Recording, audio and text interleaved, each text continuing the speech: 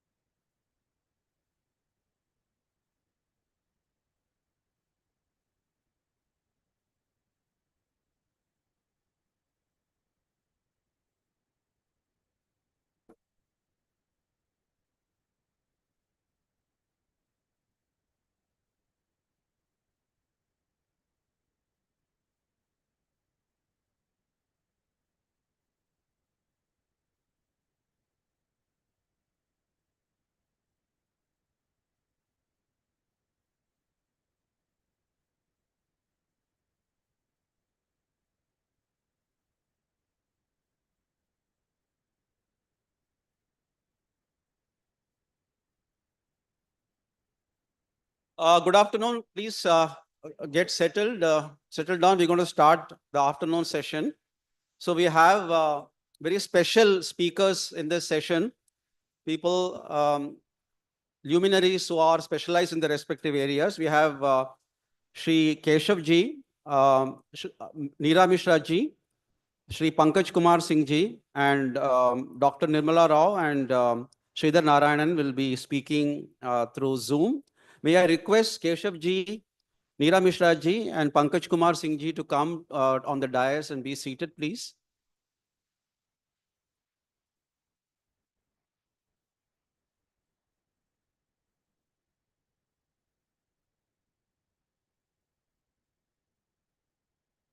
Our first speaker is Shri Keshav.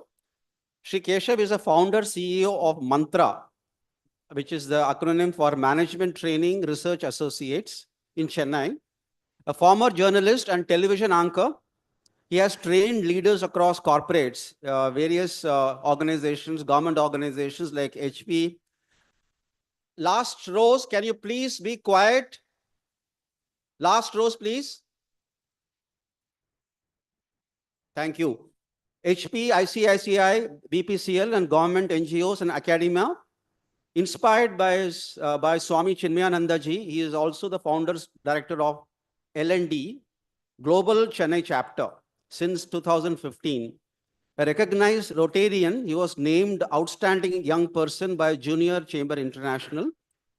I would request Keshav ji to deliver his talk.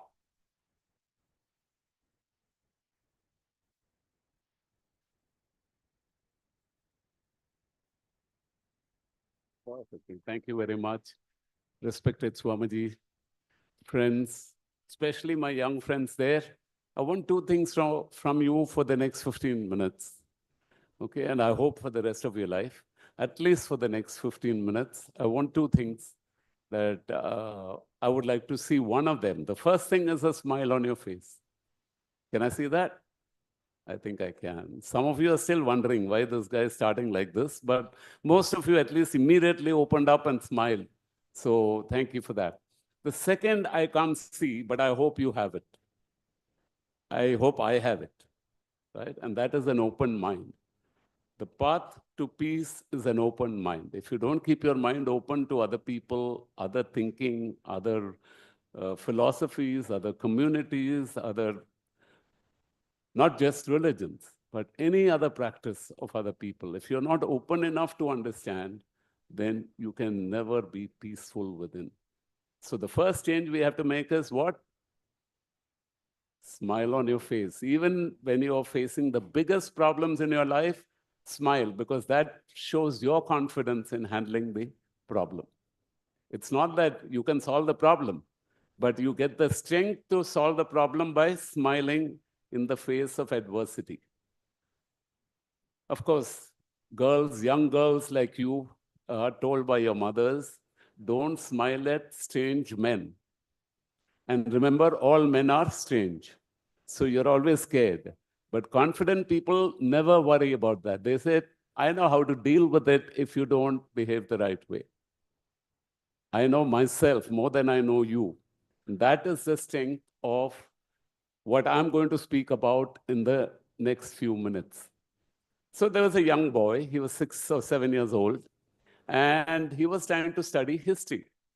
And suddenly he saw his father and mother sitting in the room. So he thought he'll talk to them. And he said, Dad, how do wars begin? Wars between countries, how do they begin? So the dad said, oh, beta, I'll tell you, 1 minute, give me a minute, I'll think about it and tell you. The mother said, oh, don't need time to tell him, he's so young, okay? One man fights with another man, then everyone joins either this man or that man, it becomes a war. The father put down his whatever he was doing and he said, no, that's not the truth. The truth is, when you have territorial aggression, territorial ambition, somebody crosses the line, then the army comes in. Mother said, look, he's my son. He's only 6 years old. I know he can't understand territorial ambition. I'm telling him in a simple way. Why can't you take it? He said, no, but if you tell him now like this, how will he learn the right way? No, you don't know anything. No. They started fighting. Then the son said, stop. Now I know how wars start. Right? So most of us don't realize that it starts with the mind. What I think I know and what you think is right, and all of our opinions start with my mind. If I take a minute to filter that in my mind and say, why am I responding like this? Why is it that I am having the problem with the world, not the world is having a problem with me? If 10 people say that, for example, I was very happy when they introduced me and said, you be the first to speak. But believe me, after lunch, in corporate training, we call it the graveyard slot, right? When you're fighting your tummy and your brain, they are fighting in between. One says, I want to sleep. and the other says, I want to listen, normally the tummy wins, right? And you say, we can't listen to all this after lunch. So it's very, very important that all struggles, all fights start with what we have been talking from the morning. Okay? How do you program yourself? And that is the only way to learn. If you have really seen, yeah, I think we can go to the next slide. I'm going to, yeah. So first of all, the Vishnu Mohan Foundation believes that knowledge is the only way, right? If you've seen the tagline of the Vishnu Mohan Foundation, what does it say? If you don't know, find out. That's for the youngsters. You're reading so many things outside on peace. Find out the tagline of the Vishnu Mohan Foundation, and you will realize it's a line from the Bhagavad Gita that tells you that without knowledge, you will never reach liberation. You will never reach a stage of no struggle. Nahi jnanena sadrisham, etc., etc. Find out. Okay, that's a little assignment I'm giving all my young friends in the back. Why do we say that knowledge is the only way forward? Because somebody said when you open a school or a college, you close down a prison. So violence starts with lack of opportunity. It starts with people not having a chance to express themselves and their dreams. And then they start fighting because they can't find the right way out. So we have to believe in education. And that's why I said, my guru, Swami Chinmayananda, said, honest wealth alone can bring about peace and steady progress. Honest wealth. How does honest wealth come? Only when you live in a win-win world. Right? I should come up, but you also can come up. I don't have to fight you to come up. And you don't have to fight me or finish me to come up in life. So we should believe in a win-win world. So let's go back to the first slide, if you don't mind. Before that, my opening slide. What does my topic say? How to build peace into a win-win digital world. Because, today we talked about many religions. Today we heard speakers from Hinduism, Buddhism, Islam, and Christianity. We missed one important religion today in today's conference. You know what it is? Guess what it is? The WhatsApp religion. The WhatsApp world has become a religion by itself. It is changing lives. It is controlling people. With more religious fervor, people are following WhatsApp than even their own gurus. In fact, they ask their guru, I read in WhatsApp, and then the guru says, then don't even ask me the doubt. It can't be, I can't solve it for you. Why? Because you're learning so much from different people without an idea. And the digital world is actually controlling our lives today. How many of you agree? Please put up your hands. Yeah, so at least I know you're awake, right? The others, I know where you are, so I don't even try to put up your hand. So the real challenge is to create a win-win world. A win-win world, and that's why I actually missed if you look at the topic that I have given, which is not on my slide, it is www.worldpeace.org. That's the topic I chose. So what is www? We normally call it the World Wide Web, right? But I call www as the win-win world. If I can I can create a win-win world around me, which morning, Ramakrishna ji mentioned, the last slide on his talk was about ethics.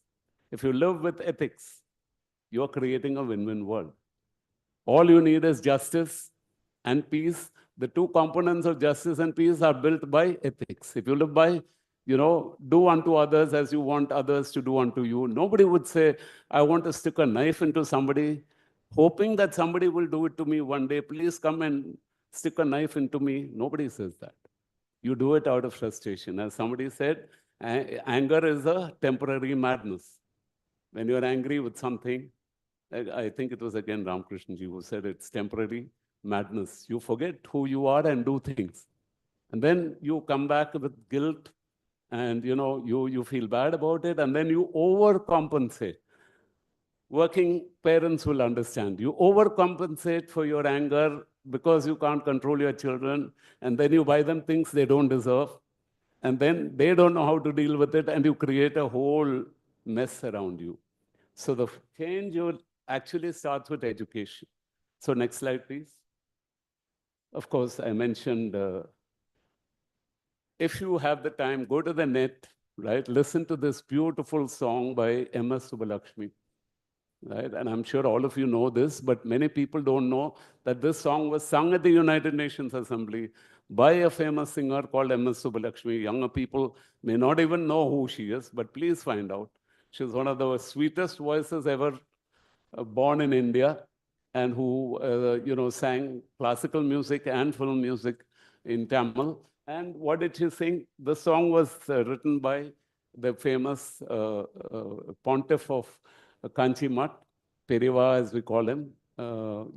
This very renowned polyglot who knew more than 15 languages. He could speak in Romanian, for example, to devotees who came from Romania, right? But he lived in Kanchipuram all his life. So what is the miracle? He was so open to the universe that he could pick up anything from anywhere, and he was a great saint. We live so close to Kanchipuram. Some of you youngsters should take a trip to Kanchipuram once, just to see that place, just to soak in the peace in that environment. And he wrote the song as a special, offering at the United Nations, so that when she is invited to sing there, she can sing it. And what does it say? We go to the next slide, please. Maitrim Bhajata. Serve with friendship and humility. I don't think anyone in this hall will ever doubt that service is great only when it's done with humility and friendship. So when you go to a hotel, you always look at the service. When people do it genuinely, you know the difference. When people don't serve you genuinely, you can make out the difference. And you don't care how much ever money you pay, you really don't care if they don't serve with friendship and love, right? And then if you go through the song, you will realize, I'm not going through the whole thing because I don't have time, but I would say renounce unnecessary competition for power. Okay? Artyam tyajata, okay, yuddham tyajata. Renounce war. I mean, simple things that we can do even today. And I told you it starts at the home every day, right? When you shout at each other, war starts in the head. And from there, it goes to the battlefield. You grow up into a bitter person. You want to fight everybody you meet. And you don't even realize why they are fighting with you, right? It starts with a simple thought. And if you look at the great Ganga, the great Mother Ganga, Ganges, in Gomukh, you can actually put your hand and stop the Ganga because it's a little trickle coming out of a rock called, Gomukh, which is shaped like a head of a cow. But when it comes to, Prayagraj or later in Patna, you can't even see the other end of the Ganga because, like in your mind, your thoughts will crowd you and you cannot control it. But when it starts as a thought, stop it there and say, I shouldn't be thinking like this. Screen it at that point. You'll be able to control your feelings. But on WhatsApp or on digital media, you don't get the time to respond. Somebody is pumping you with a message and you immediately respond or react. If you take some time off, and morning I was very happy to see that the teacher from Stella Maris, she was telling us, Sister Mary was telling us that you can actually do that by putting off your mobile for 1 hour a day, which is doable for all of us. You can control your impulses. And even as I'm talking, I'm looking at my mobile to say, did I say the right thing? Right? Because it's on my mobile. And am I following that? So I think we are living in a digital world and we have to learn to manage it better before it manages us, which is what is happening today. So let us go to those are the key words, but it's a beautiful song. The last word, the last line says it all. Restrain yourself and donate your wealth to others. And Swami Chinmayananji used to say very often, there's a 31-page calendar, which we keep flipping every day with his picture and his quotations. One of them, I think it was day 27. It always says, work for the maximum, live with the minimum, and throw the rest back into the world. What a beautiful philosophy it is, right? Work hard, like Narayana Murthy, like, let's say the Murugappas, the Tatas, they have amassed wealth, but they don't keep it for themselves. They give it away. Even this beautiful college is inspired by, a great saint, Kripananda Warrior. And he taught people only to give away their wealth. That's how Sharavana Bhavan became such a great chain of restaurants. Why? Because you do your best, make the wealth, but you don't hoard it. You give it away to others. Donate to everybody. And it becomes a win-win world because I don't want anything. I want to give. The moment I give, others will give to me. Like Swami Anukulananda said in the morning, Swami Chinmayananji believed that if the Hindus really want to build a mosque in Ayodhya for the Muslims, they will reciprocate and build the temple, perhaps even better, or the other way around. That's normal human relationship. But normally we think, oh, what will happen to me then? So because of our insecurity, we do all of this. And if you go to the next slide. Yeah. So what am I saying? Ultimately, world peace is built by design and not by default. Today it is by default. And today, where there is no war, we call it a peace zone. We don't create peace zones. We are just living because there is no war here. Oh, thank God. Right? There are two types of people. People who get up in the morning and say, good morning, God, because it's peaceful. And then there are people, oh, God, it's morning because there's a war going on. Right? So you can't afford to live by default. You have to create peace by design. And what are the things you can do? Next slide. And I was very happy that in the morning, Swamiji mentioned this about the United Nations. And I was thinking, oh God, he must not think that I have made the slide after he spoke, right? So the next, war is not born on the battlefield, but it's in the minds of men. And it is in the minds of men that bastions of peace must be built. So United Nations had taken that resolve in 1945 after World War II. Just as Arjuna learnt from Lord Krishna and changed and brought peace into Hastinapur after the war, United Nations also wanted to do the same thing, but it lost its way because of vested interest and powers. Different countries wanting to control, right? Even today, it's, the United Nations should be like the captain of a football team because every country is a member of the United Nations. But they have become the football of the team. They have been kicked around by all the countries as if they are a football. So can you afford to allow that to happen when you are not building, you're not doing any peace building initiative. You're only fighting where the fight starts, United Nations steps in. That's already too late. It has already started earlier. And you should have been working in building peace. So next slide. Early childhood education, especially in Japan, the first 3-4 years, they don't teach you anything from the syllabus. It's all about how to show respect to others, how to keep your slippers in place. In China also, I believe, some videos show that even Chinese children come home, take off their clothes, fold it up, wash their face, only then they do the next thing. In India, I have 2 grandchildren, so I don't even need to tell you. Right? We're all the time mopping up behind them, running behind them, shouting at them, getting shouted at by them. Right? Ultimately, there is a war going on at home because they won't listen. Unless we work on that issue in the first few years of their life, and more than us, they are going to struggle in their lives, not us. We may be struggling today to control them. They will never be able to control themselves after they grow up. So what are we doing? Early childhood education, especially on the use of the internet. How many agree? Put up your hands. Use of the internet needs education. How many agree? How to use the internet? Of course they do. Some of you are still awake. Good. Some hands are coming up, right? Unless we know how to use the things we use, it is of no use blaming whoever made the thing. Yes or no? Don't blame somebody who gave you the mobile and say, see, it's spoiling my child.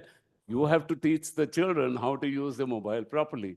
And not to take them to the supermarket because they will ask for popcorn is not the answer. How to teach them Shama and Dama, right? Don't take them to the supermarket is not the answer. Teach them the strength to face the supermarket where they can enjoy going to the supermarket. And like Swami Chinmayananji used to say, and I'm sure all the followers that he has created all around the world say this, right? Learn to admire, not to possess. That is the root of peace. Learn to admire the world. I go to a five-star hotel, I enjoy it. But why do I want to then aspiration? Oh, I should go again. I need the money. Where will I get the money from? I should become rich. Only then I can go to the five-star. This is where the karma, unlimited, or illegitimate desire, as Ramakrishna ji called it, starts from wanting too much. Next. Okay. Social media is a guided missile in the hands of misguided young minds. How many agree? Put up your hands. Social media is a guided missile. It can help you change your life. But if the mind is not prepared, don't blame the missile, right? Somebody gave me something, I threw it at somebody else, right? And then I get angry. Because of my anger, I can't control it. I throw the mobile breaks. I have to buy a new mobile. Who am I blaming? I'm blaming my mind. Even then I blame this mobile company is very bad. I threw it once and it broke, right? I don't worry about why I threw the phone, but I blame the mobile company for, so this is where wrong programming. That's why somebody said human beings are perfectly made by design, but programmed for failure. Got it?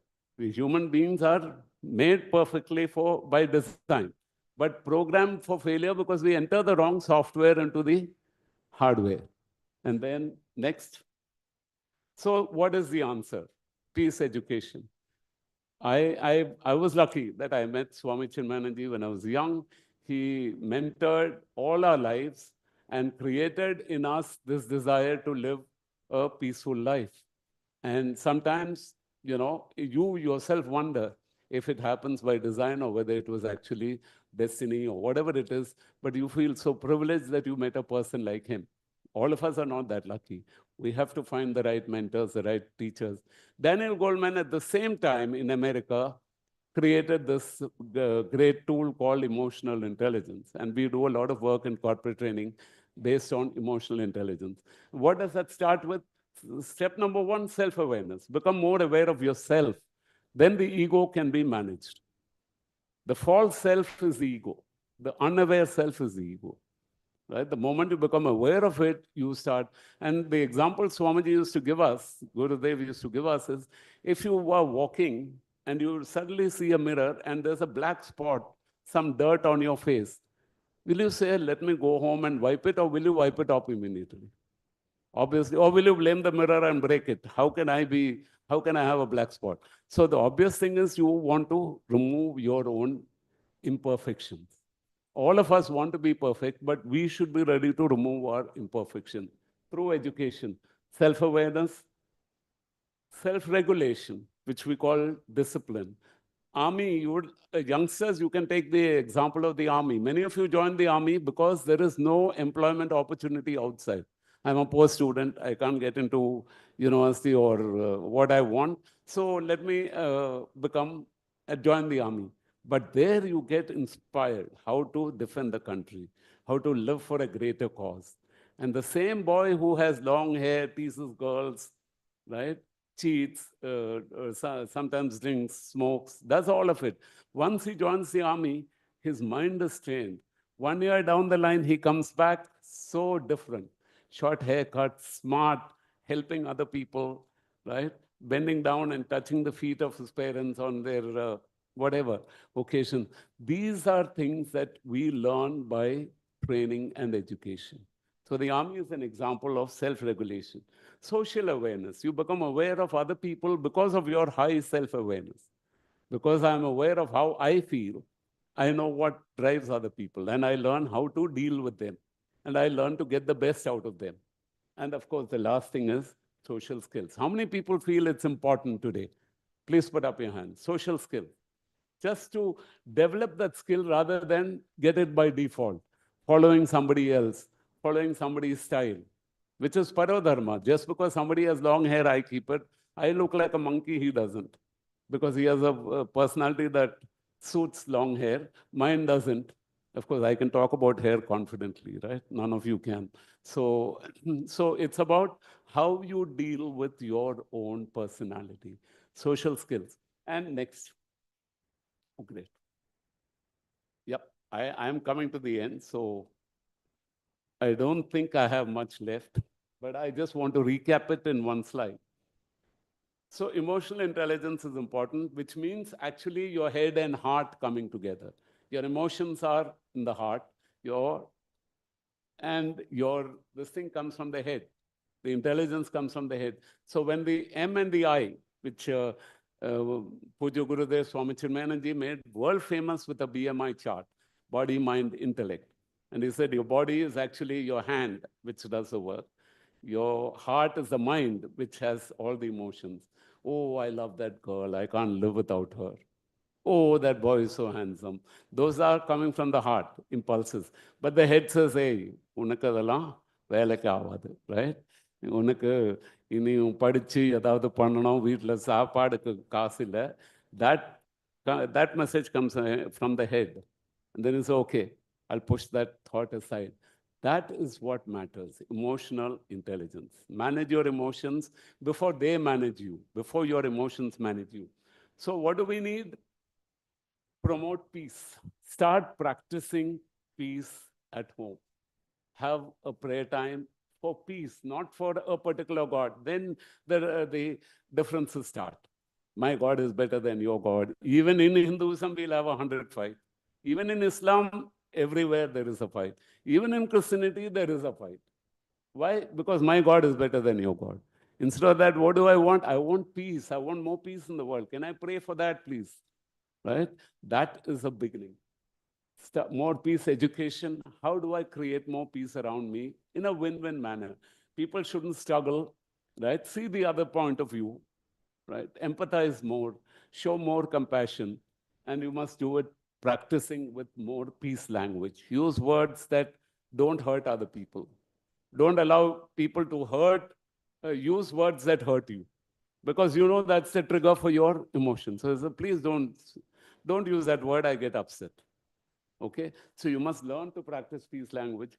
More peace communities, join peace communities, join your friends. Now there's a famous book called Ikigai that has become so famous all over the world, the Japanese art of older people, how do they maintain or live longer. But I think that's applicable to young people today, because there are young people of 20 who feel like they're 80 because they're bored with life.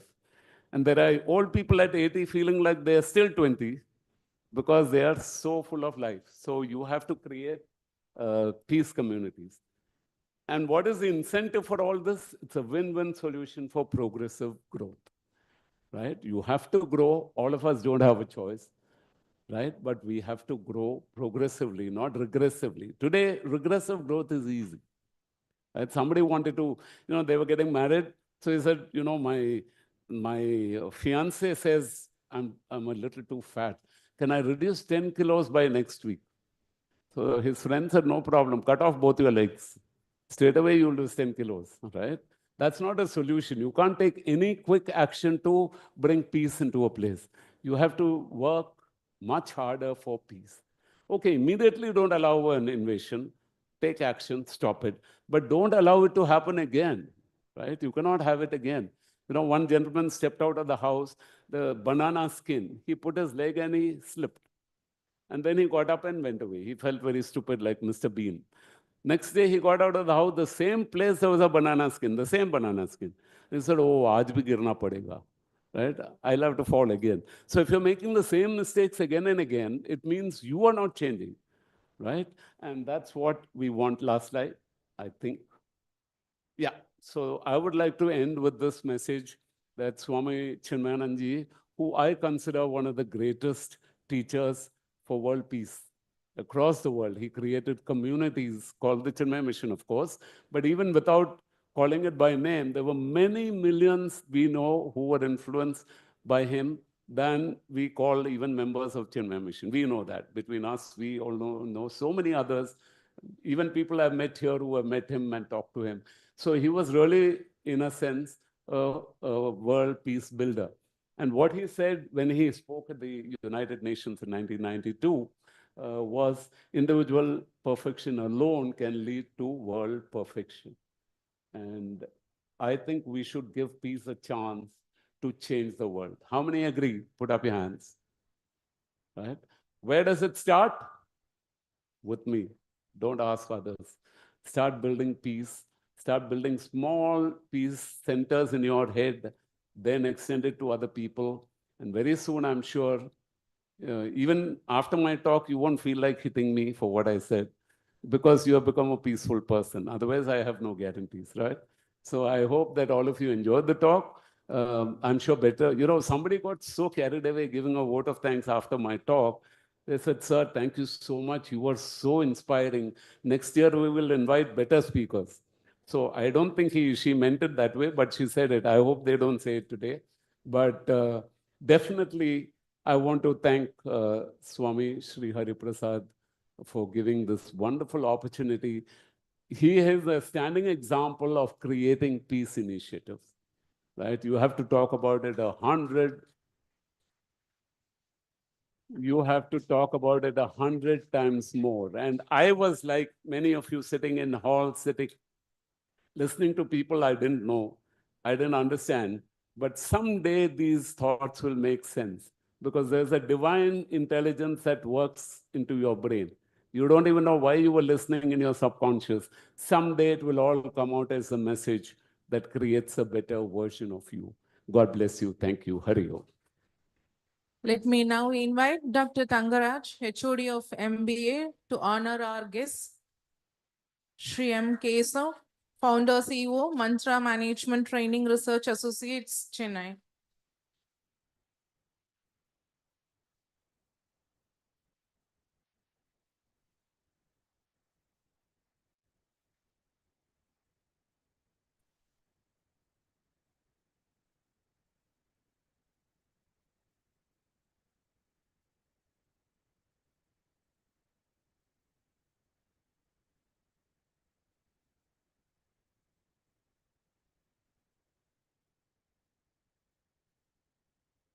Thank you, Keshavji, for that speech.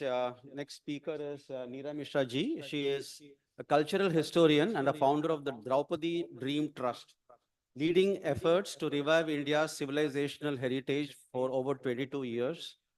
After a decade in entrepreneurship, unfortunate accident redirected her towards social impact and research.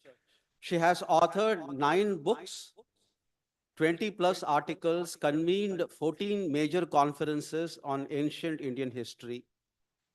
With 11 advisory roles and 9 academic qualifications, she's also served as a visiting professor for 24 plus years, sharing insights on heritage, empowerment, and sustainable development. Nira Mishra ji.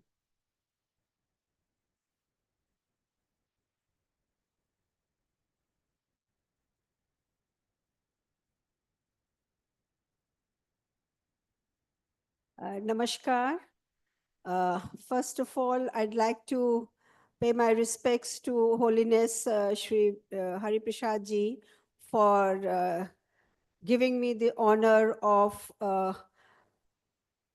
presenting this at the World at your Peace Conference. I am no important person. I am N for nobody. My journey has been to understand who we are, why we are in such turmoil in this society, and if you really want the tree that you have in your garden to flourish, what is the best way? To nourish the roots. It's only when you nourish the roots. So my journey started 22 years ago on this line. I want to thank Dr. Anuradha Ganeshanji for giving me a second opportunity to be at this very, very sacred and auspicious center of knowledge. And I heard with great interest speakers from yesterday. I would request Lataji to join me. I want to begin by just making a small submission. I have a visual challenge. Number one, I grew up in Calcutta and studied in an Irish school and college. So I was deprived of learning Sanskrit very well, whatever little I could do. And we all know that Sanskrit words have a lot of energy. So if they're recited properly, we all benefit from that sound energy. And that is what the Saraswati's Veena represents, that energy takes the world round. So I'm requesting her, she will be reading that. Since my topic is about the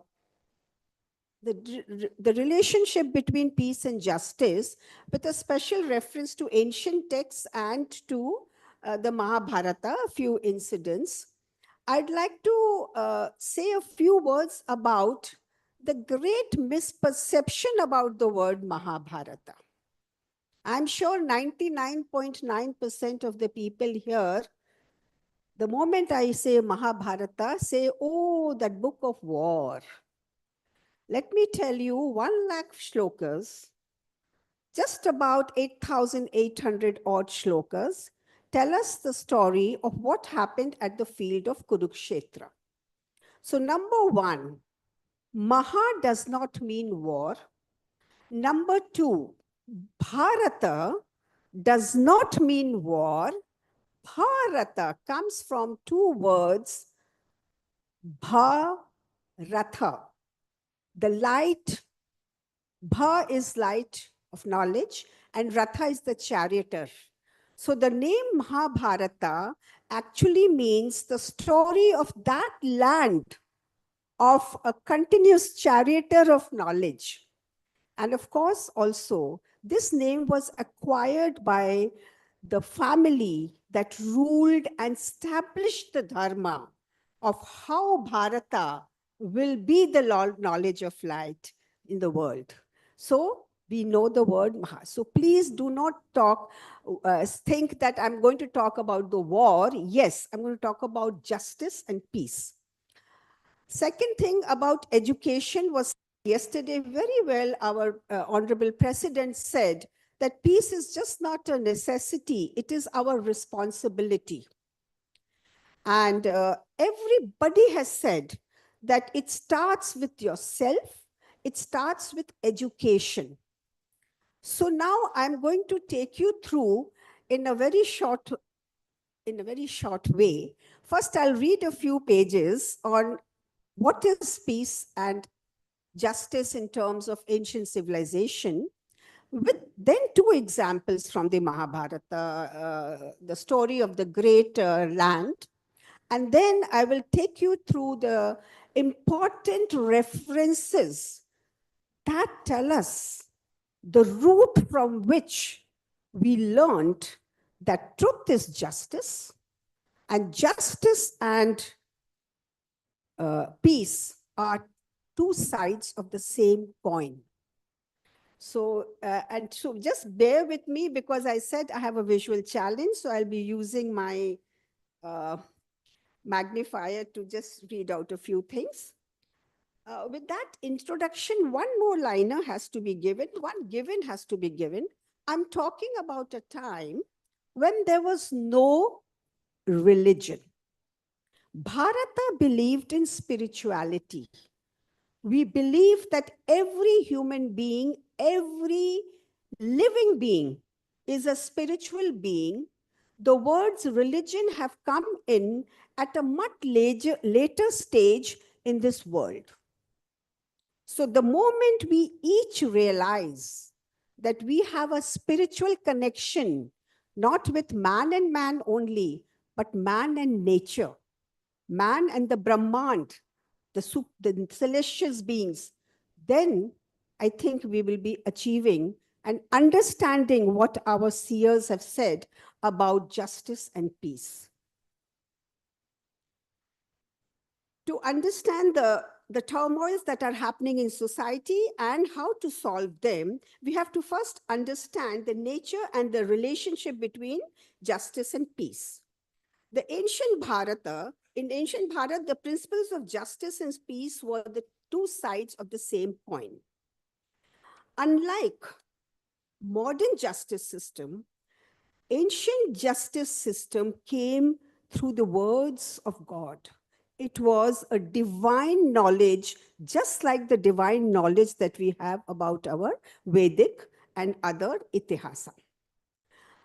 Bharata's ethos always stressed on a harmonious and smooth society. And it also said dharma or duties were actually practiced on an individual level. So today everybody said, yesterday everybody said, peace begins from the individual. And they had been talking about it centuries ago. So individually, no matter what my belief is, I may believe in Ganesh, I may believe in Ram, I may believe in Krishna, I may believe in anything. I may believe in just praying to a tree. I may believe in just going and praying to Ganga. But it will begin from the individual at the social level, and that is what led to peace.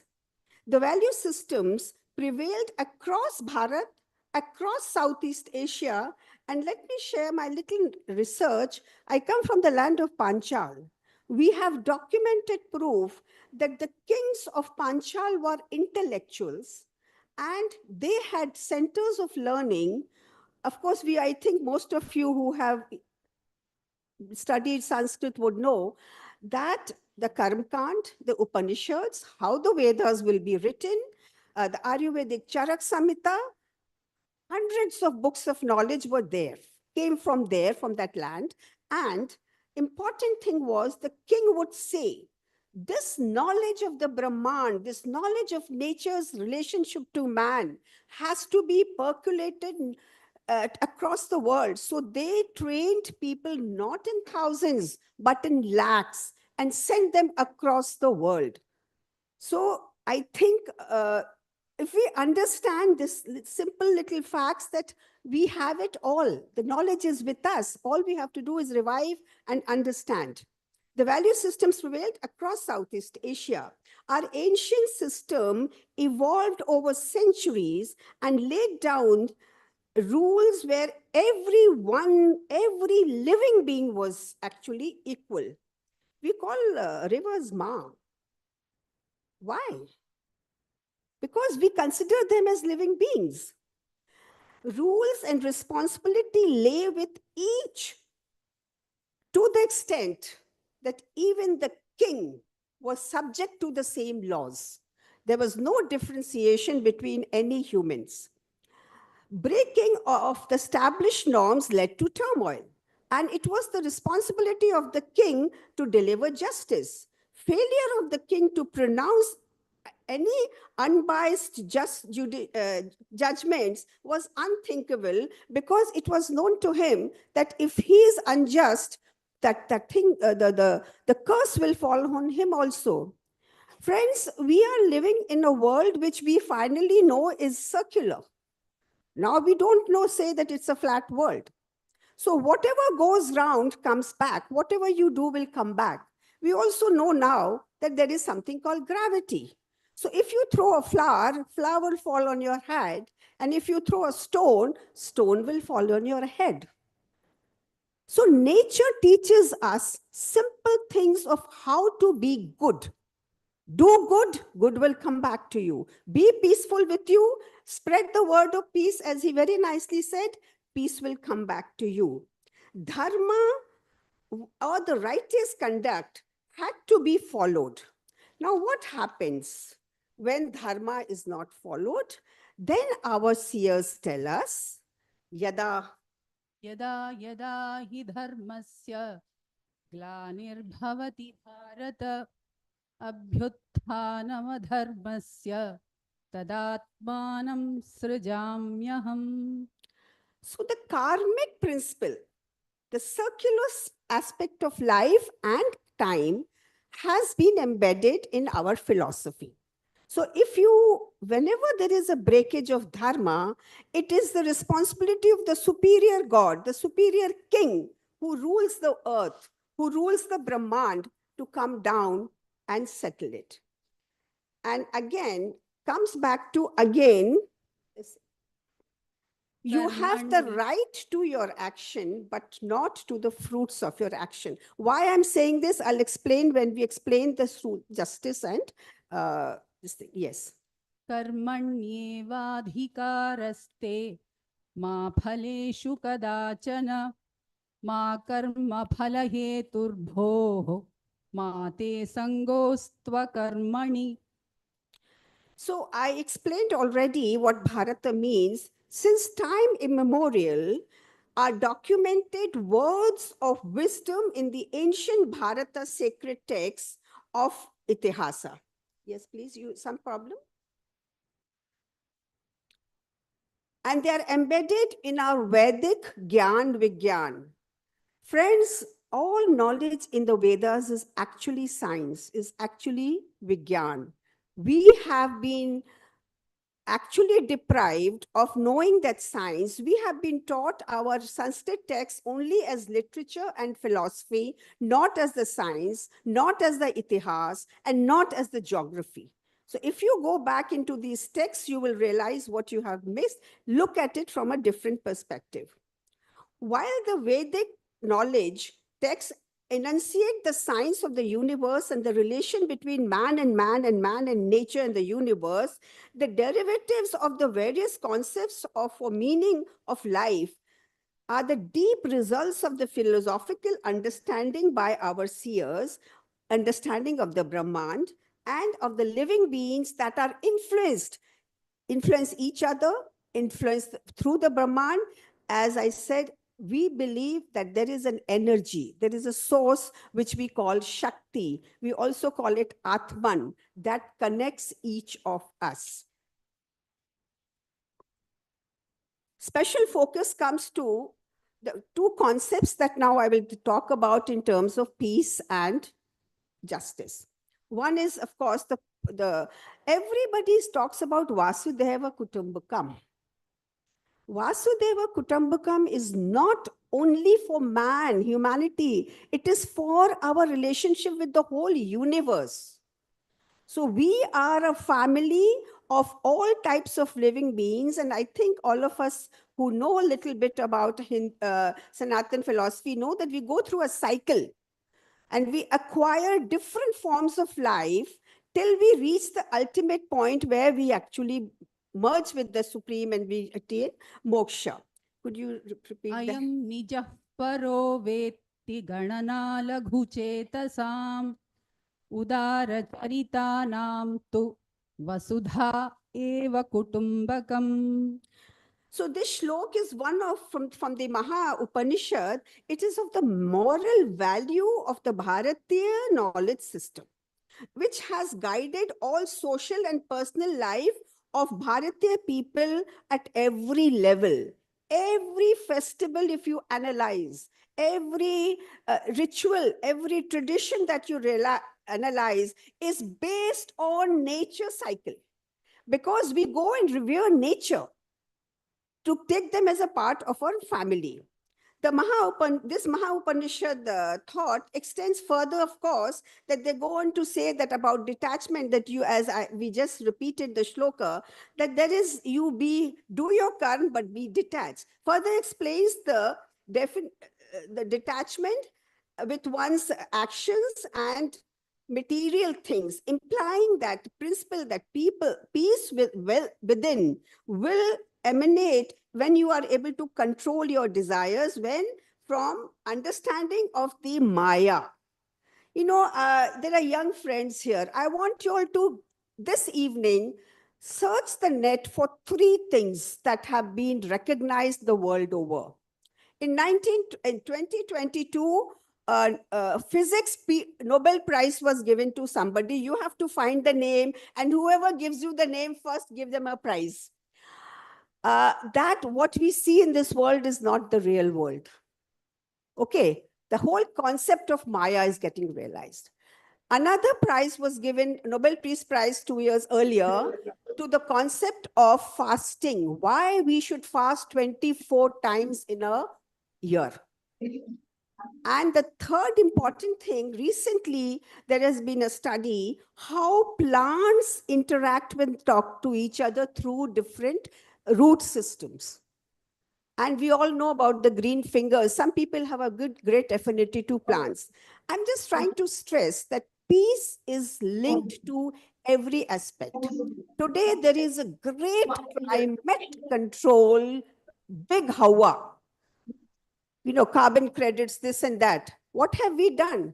Have we not disturbed the peace of the earth? When we have disturbed the peace of the earth, we have taken away the water resources. Won't we be fighting about water soon? We are already fighting about energy. So peace is not limited to the humans, between humans. Peace is limited to the whole world and everything that the world has been gifted by the superior God, who's common. Sun is common to all. Moon is common to all. All the planets are common to all. All the plants are common to all. And we all are responsible for what we do to them and how we suffer because of them. And then we try to do property related, like, oh, this area is very green, I must have this. This is not the nice area, you take that. This is what I'm going to tell you about the Mahabharata example. So it's one's relation to and duty to the material earthy world has gradually actually eroded our sense of peace and understanding of justice. All those rulers who exemplified detachment, sacrifice, and brought about justice are revered. Ram is revered for his Ram Raj. He said, the rule that I set, and if one person is saying that you have set the rule and you have to follow, I will follow. And he follows the rule. So we revere Krishna because he also stood up to fight for justice. He had no reason to be there. It's not his kingdom that was being taken away. It was the kingdom of somebody else. But he stood up to fight for justice. And that is why throughout ages, we remember Harishchandra because for truth. However, these concepts that we are talking about, frankly speaking, like the type of the knowledge, what is this? Sorry. However, the concept like any type of knowledge seeps in one's actions and behavior only from childhood. So that happens, as I said, education. If you know about our system, the 16 sanskaras, 16 sanskar jo hote hain. The first sanskar is when a baby is conceived. The first sanskar happens because they know the moment the child is conceived, from that time the child starts absorbing the energy around, positive energy, negative, whatever. So we have been so scientific in our understanding. The Vedic sciences have deep karmic principles and explain the process even of the cycle of the births and rebirths, as I just said. But in fact, the Bharatiya sacred books even tell us about, as I said, the life of a child when it is conceived. But unfortunately today, the Bharatiya Vedic Gyan Vigyan considers the spirit or the Atma, I've already said, but one has to absorb these philosophies and to be able to decode the concepts. The Vasudeva Kutumbakam philosophy gets activated and complemented by now the second important 4 principles given by Krishna. The 4 Purushastra. That we have to do dharma, artha, kama, moksha. Now, dharma actually controls the artha and the kama. We all talked about principles. What is dharma? Dharma is truth. What is the truth? The truth is that we are all beings from the same source of nature. The moment we realize that, all differences will go. As he said, your God, my God, his God, that God. No. God is one. God is nature. So, dharma, no action, no earth. If you acquire economic wealth in an unjust way, you are not actually following dharma. So you will be punished. Some way or the other, you will be punished. So dharma, in simple terms, are principles, the parameters, the rules and regulations that have been ruled out for action or for karma. And artha is, of course, the economic. And finally, people, once you go through this cycle, you will achieve. See, moksha is not just going, dying and being there. Moksha is this detachment from your actions. Moksha means I'm satisfied. I'm satisfied, I have done my best. When you go to an exam and you've done your best, you're happy. Whatever result will come, that will come. So you have to be ready to accept whatever is there. Evolution of the enunciation of concepts of justice leading to peace and full coexistence from Vedic to Dwapar. We'll just go through a little bit of this, and then I'll come to the main two examples, which we have to go because I think the time limit is there. Unfortunately, today, everybody thinks that these ideas, these philosophies of karma, of rebirth, of being connected to nature is something for the rishis to sit in the Himalayas and meditate upon. It is not for us. And that's where the challenge is. The children have to understand. He very nicely said, my previous speaker, programmed. Our seers programmed our minds to understand who we are and what is the truth. The truth is that we are a being of the nature. And what we have to do, we have to live through this life with good karma, maximum good for maximum people, and without any attachment to anything, go back to the circle for which we have, as per our karma, we will go back. So with the advent of social media, today, of course, the people are still, again, the whole worlds are actually gaining a lot of publicity about these creating some, conditions too of understanding, but it will take a lot of time. And if we people understand that it is not something for the Himalayan people, it is for us. So कर्तव्य is very important, responsibility is important, and unless you do your कर्तव्य responsibility, nothing will actually give you satisfaction. And when you're not satisfied, you will create turmoil within yourself, and when you create turmoil within yourself, it will be in the family, and it just percolates. Unique features. Now, I'll just give two examples from the Mahabharata. People always talk about the Mahabharata being. I have taken a picture by Raja Ravi Verma on this important aspect. The epic focuses on dharma, of course, and duties and righteousness, and the moral order guiding the characters. 5 more minutes, I'll just finish. And unique feature, of course, of Mahabharata, I'll just finish in 2 minutes, actually. So can you just show the next slide of the Raja Ravi Verma? Yes. Krishna goes as an envoy of peace. So people ask me, okay, you're talking about peace, but why did he fight? Why, if he went for peace? Duryodhan's father was not the rightful king. He was an caretaker king. So Duryodhan, technically, as per rules and regulations, had no right to ask for the kingdom. Yet, Pitama and Vidur said, okay, now that he is part of the family, let us decide who is the rightful, who is the better king. Because Bharatavansha said, the one who is better will be the king. And Duryodhan loses. And of course, he plays the trick of sending them to the exile. In spite of 13 years of struggle in exile, Krishna still takes the last chance and says, peace is prime. Come back and be just. Give them some land. But no, it was not done. When finally they got that land, he was so jealous that he started eyeing, and he used a very dirty trick. The biggest strength of the weakest man is to target a woman.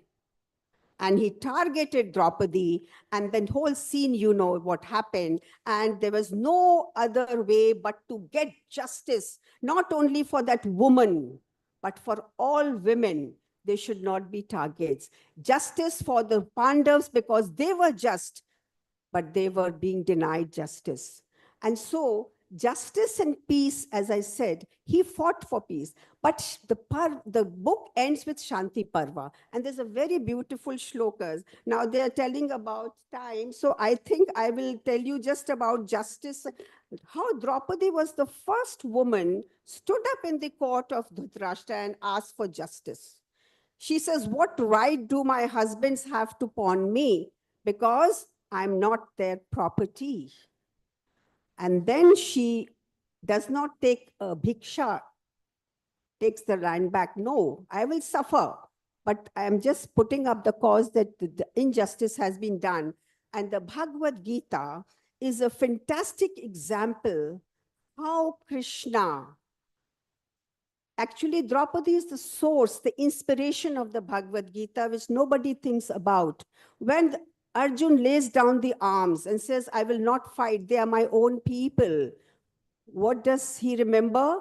I had given word to my Sakha that justice will be done. And for that justice, I have to ensure that Arjuna takes up the fight. And that's how the Bhagavad Gita was an inspirational, inspirational and knowledge lecture to him. Now, I'll just take you through some of the shlokas from Manusmriti, from other Upanishads. Can you just go one by one on the shlokas so that people know how deep? Do you want me to do the translation? Manusmriti. Manusmriti, just 2 shlokas and 2 from the other so that we can finish that. So Manusmriti says, patience, forgiveness, self-control, non-stealing, purity, control of the senses, wisdom, knowledge, truthfulness, and non-anger are some of the characteristics of dharma. Can you? क्षमादमोस्तेयं शौचम इंद्रिय निग्रहः धीर्विद्या सत्यमक्रोधः दशकं धर्मलक्षणम्. In a system where injustice,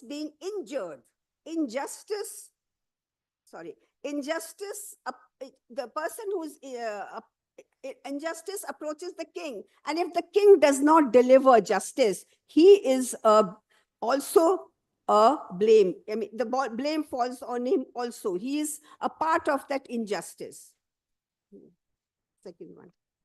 धर्मो विद्धस्त्वधर्मेण सभां यत्रोपतिष्ठते शल्यं चास्य न कृन्तन्ति विद्धास्तत्र सभासदः. Just two more shlokas. I'll say this. When justice is destroyed by injustice or truth by untruth, and it's left unattended by judges looking the other way and ignoring it, they also will eventually get annihilated. So this is again from the Manusmriti. And then it's the next one. Then violation of justice destroys the governance. Prevention of justice is to preserve it. Therefore, it is imperative not to destroy justice. Let injustice destroy you. Next, you want to read this? Then there is Kautilya's Arthashastra, which has just 2 more shlokas. You don't read Kautilya's? Kautilya. Yeah, that's it. Kautilya. Yeah. Say that. Shall I Just read the 2. Just 2 more. अत्र सत्ये स्थितो धर्मो व्यवहारस्तु रक्षिषु चरित्रं संग्रहे पुंसां राज्ञामाज्ञातु शासनम् राज्ञस्वधर्मस्वर्गाय प्रजाधर्मेण रक्षितुः असक्षितुर्वोक्षेपतुर्वा मिथ्यादण्डमवोऽन्यथा. So the truth is the base of dharma, and it prevails over the whole world. And evidence is, of course, provided by the witness, and charitra, behavior. All these formulate a part of the system. And of course, there are many, many shlokas. We have Upanishads. You can just go through the slides. Anybody wants to see? Ramayana and Bhagavad Puran. All these are talking about the same thing. Truth is justice. What is truth? Truth is we are an energy, we are a part of nature, and we are all one in nature. And just one last thing, I'm sorry, I'm going again. Yesterday, there was little dispute about the word Atiti Deva Bhava. Atithi means somebody who's come unannounced or without the previous information, without giving a dithi.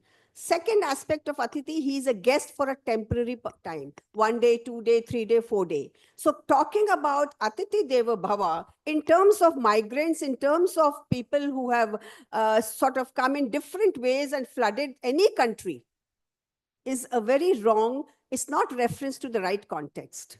So thank you so much. I'm sorry I took away some of your time. Thank you, ma'am. Now I request our Honorable Madam Chancellor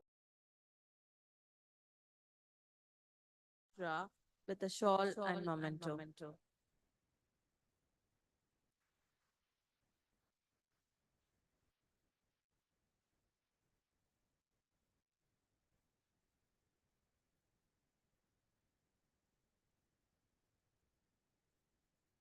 Thank you, Nira ji, for that very informative talk.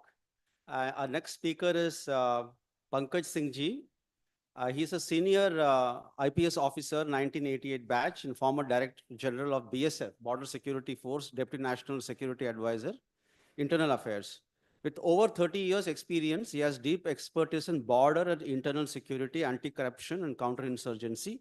He served 7 years in the CBI, led high-tech surveillance initiatives, and represented India at the UN Police Commission in Bosnia. Academically, he holds 4 degrees, including IIM, Ahmedabad, and Delhi University. I think a much awaited lecture on how do we, is non-violence, lack of violence, avoiding conflict, how do we reconcile this much awaited lecture. Thank you very much.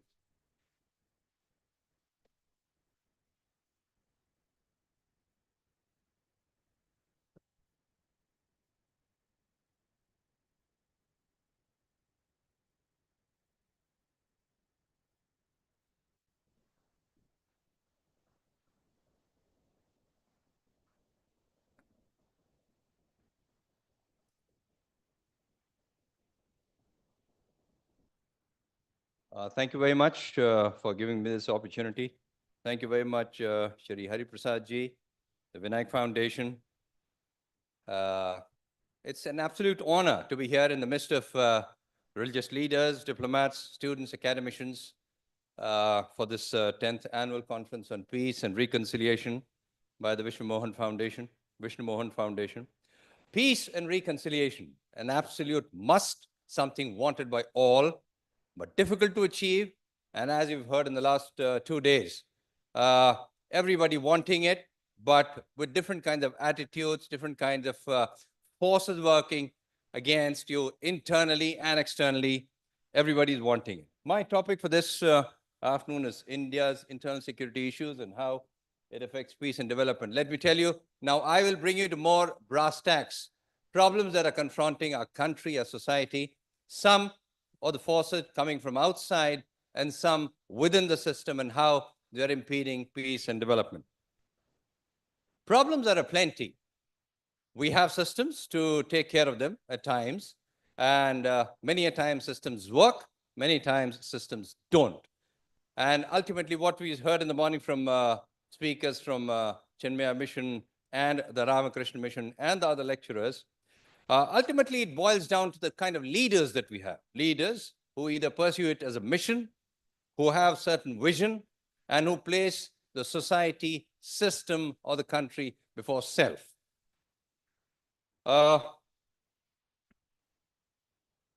Yeah, I'll talk of a couple of troubled theaters within the country. Where do they stand today? What are the problems as of now?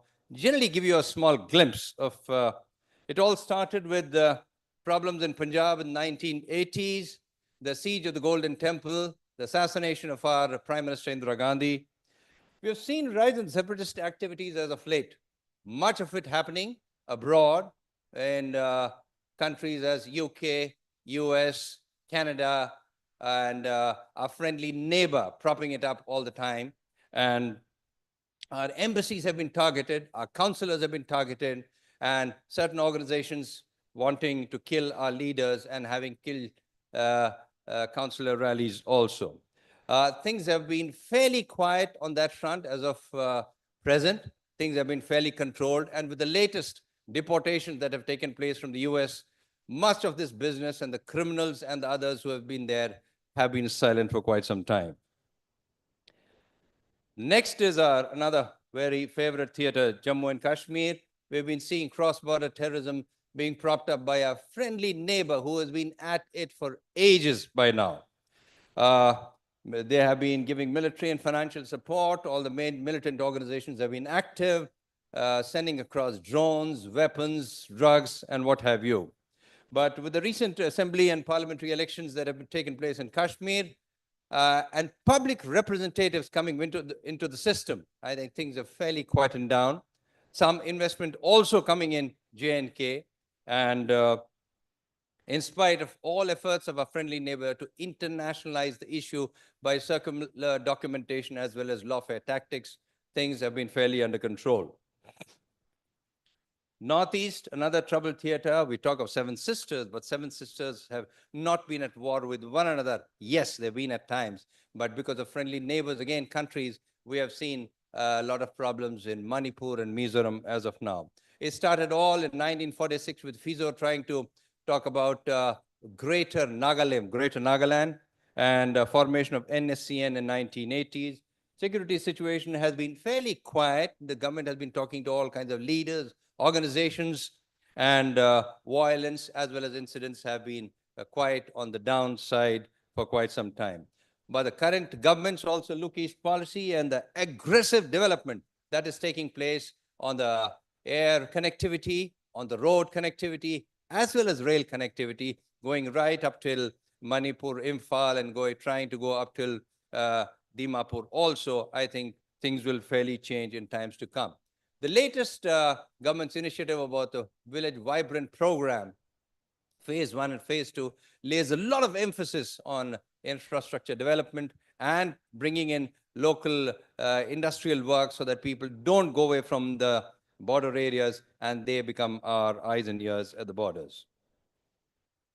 Lastly, left-wing extremism. We have been seeing this from 1967.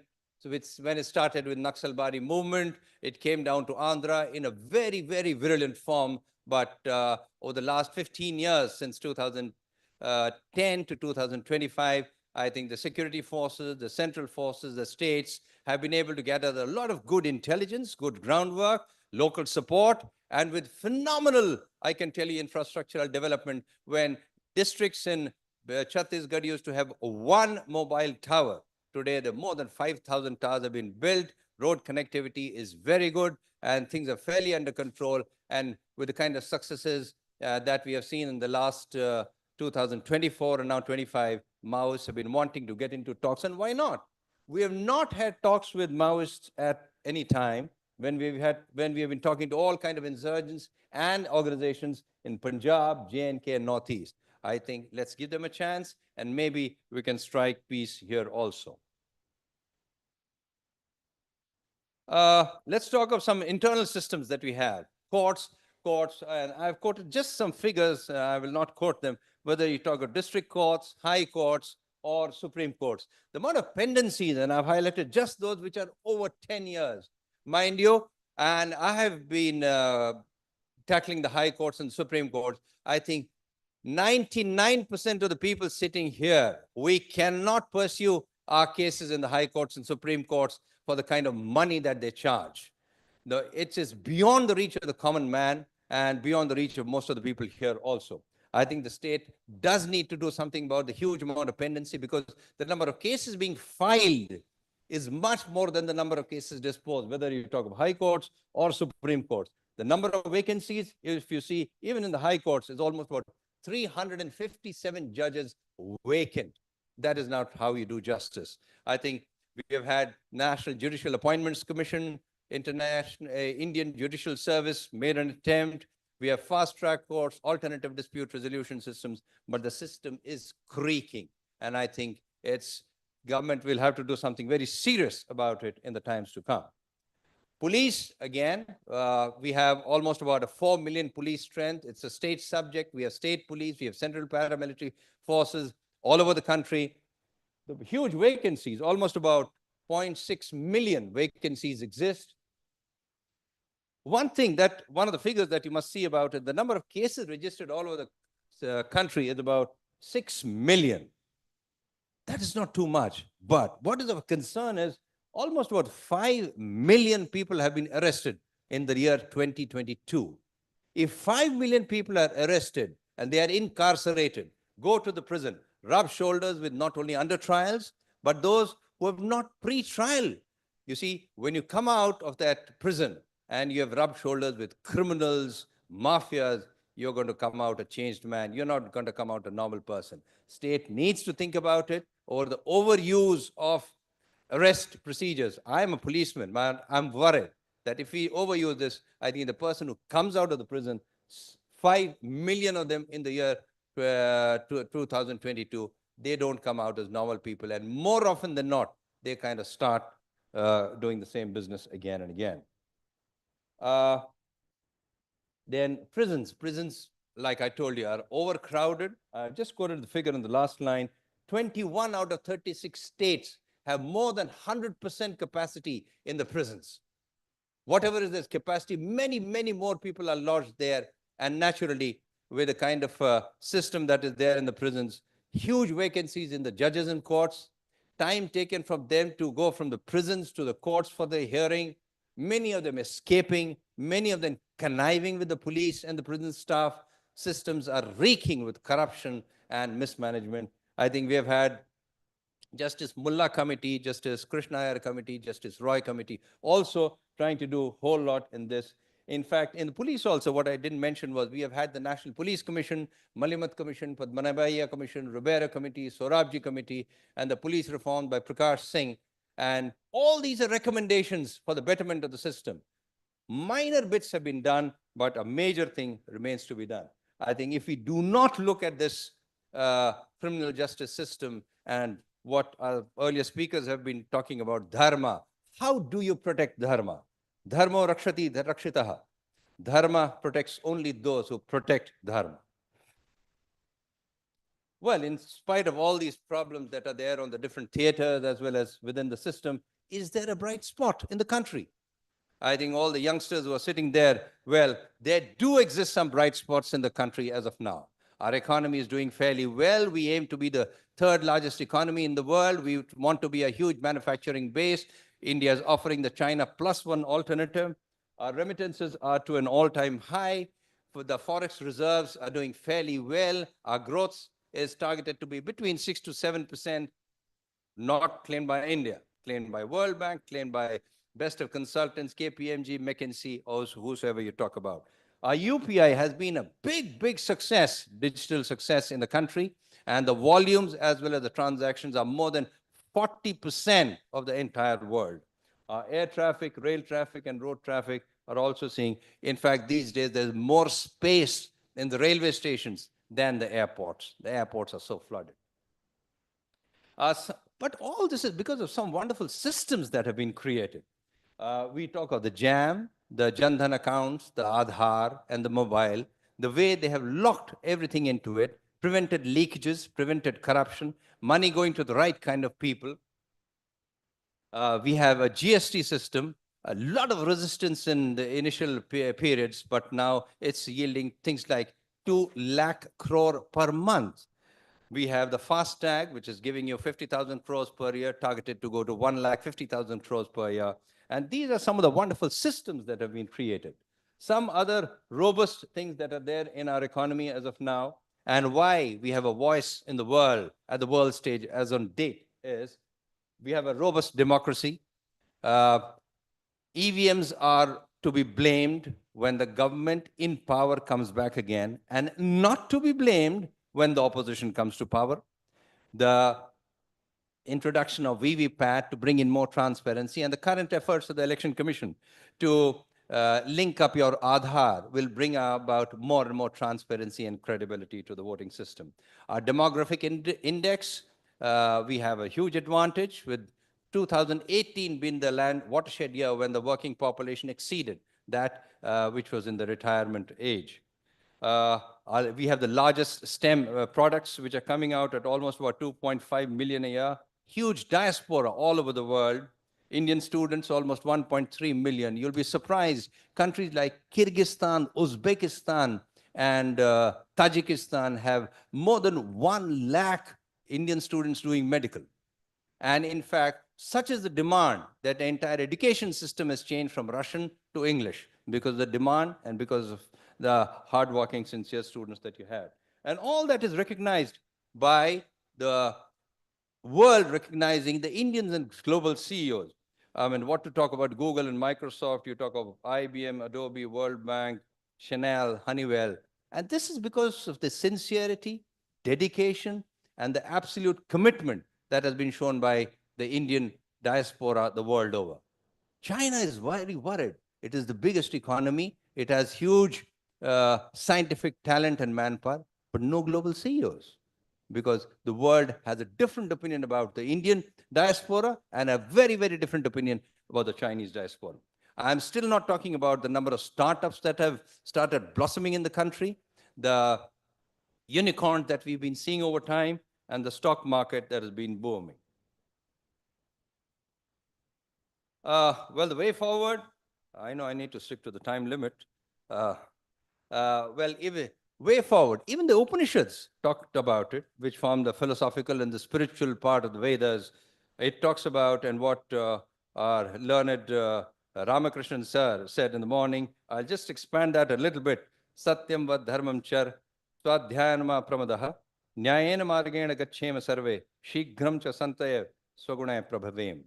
Speak the truth, follow righteousness, path of justice, and progress by the strength of our virtues. And even Swami Vivekananda, our monk and philosopher and the key figure who promoted Vedanta and yoga to the Western world, said very categorically, India will be raised not by the power of flesh, not by flesh and blood, but with the power of spirit, not with the flag of destruction, but with the flag of peace and love. And what everybody talked about in the, since yesterday, I think education has to be first and foremost. And only when we have health, justice, rule of law, and putting our nation first before everything else, that I think we will have peace, love, and justice in our society. That has been the focus of this conference. I wish the conference the very best, and I thank wholeheartedly Swami Shri Hariprasad Ji, Vinay Commission, which is holding this conference, and my very dear friend Ravi Gopalakrishnan, whom I have met after 52 years and who's been the Sutradhar for my coming here. Thank you very much. Thank you, sir.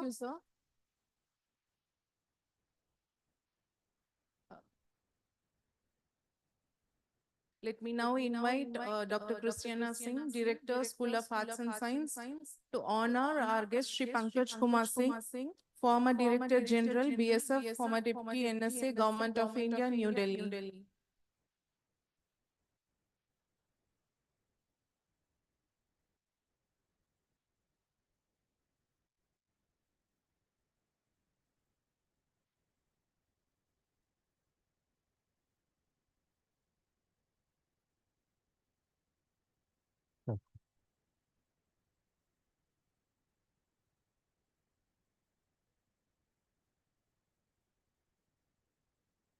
Check.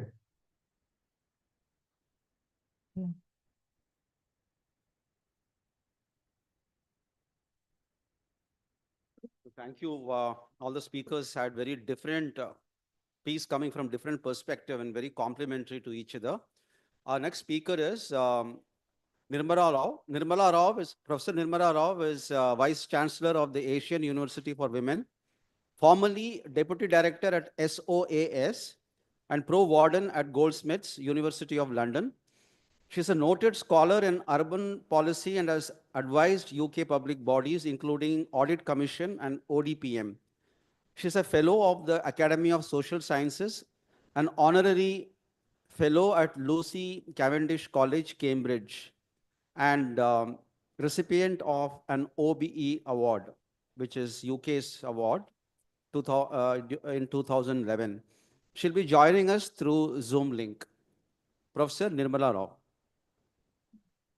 Thank you very much. And first of all, respected Swamiji, organizers of the Vishnu Mohan Foundation, and distinguished guests. I just want to say that I'm no longer at Asian University for Women. I'm now heading Kriya University, which is a liberal arts university, pretty new, quite close to Chennai, but located in the state of Andhra Pradesh. I just want to say how sorry I am not to be able to join you in person today, but it's a real privilege to be invited to speak on the theme of peace and justice. Honestly, after listening to all the scholars and experts yesterday and today, I do feel unqualified to speak among so many knowledgeable people. I'm no lawyer, I'm no philosopher, not least security expert, who our colleague just now so eloquently spoke about what's happening on the ground. My own area of expertise is in politics, more specifically in urban governance. I have worked extensively on public policy issues and done my share of public service. In fact, those who know me well will tell you I'm a very practical person, someone who thinks realistically, speaks directly, and focuses on getting things done. So it's hard to imagine that someone like me can theorize on how justice is perceived, delivered, and experienced, and devise a just framework for societal and individual peace. Of course, with my experience and background, I could approach justice not as a philosophical concept, but as something tangible and actionable. Its manifestation in how policies are implemented, how urban spaces are governed, how citizens experience fairness in their daily lives, or how issues of accessibility to services can contribute to or detract from societal peace, whether it's education, healthcare, or public safety. But I'm here today at Swamiji's behest as someone with several decades of experience in academic leadership and currently leading, as I said, a relatively new higher education institution, Kriya University. I've therefore chosen to focus my presentation on the role of higher education in building peace and justice through promoting critical thinking and civic engagement. So a very practitioner's view, not like, as I said, not like the experts you've just heard, whether they're cultural historians or philosophers. So it's going to be a very practitioner's view of how we can, how these values are incorporated both in the curriculum and what we do with students.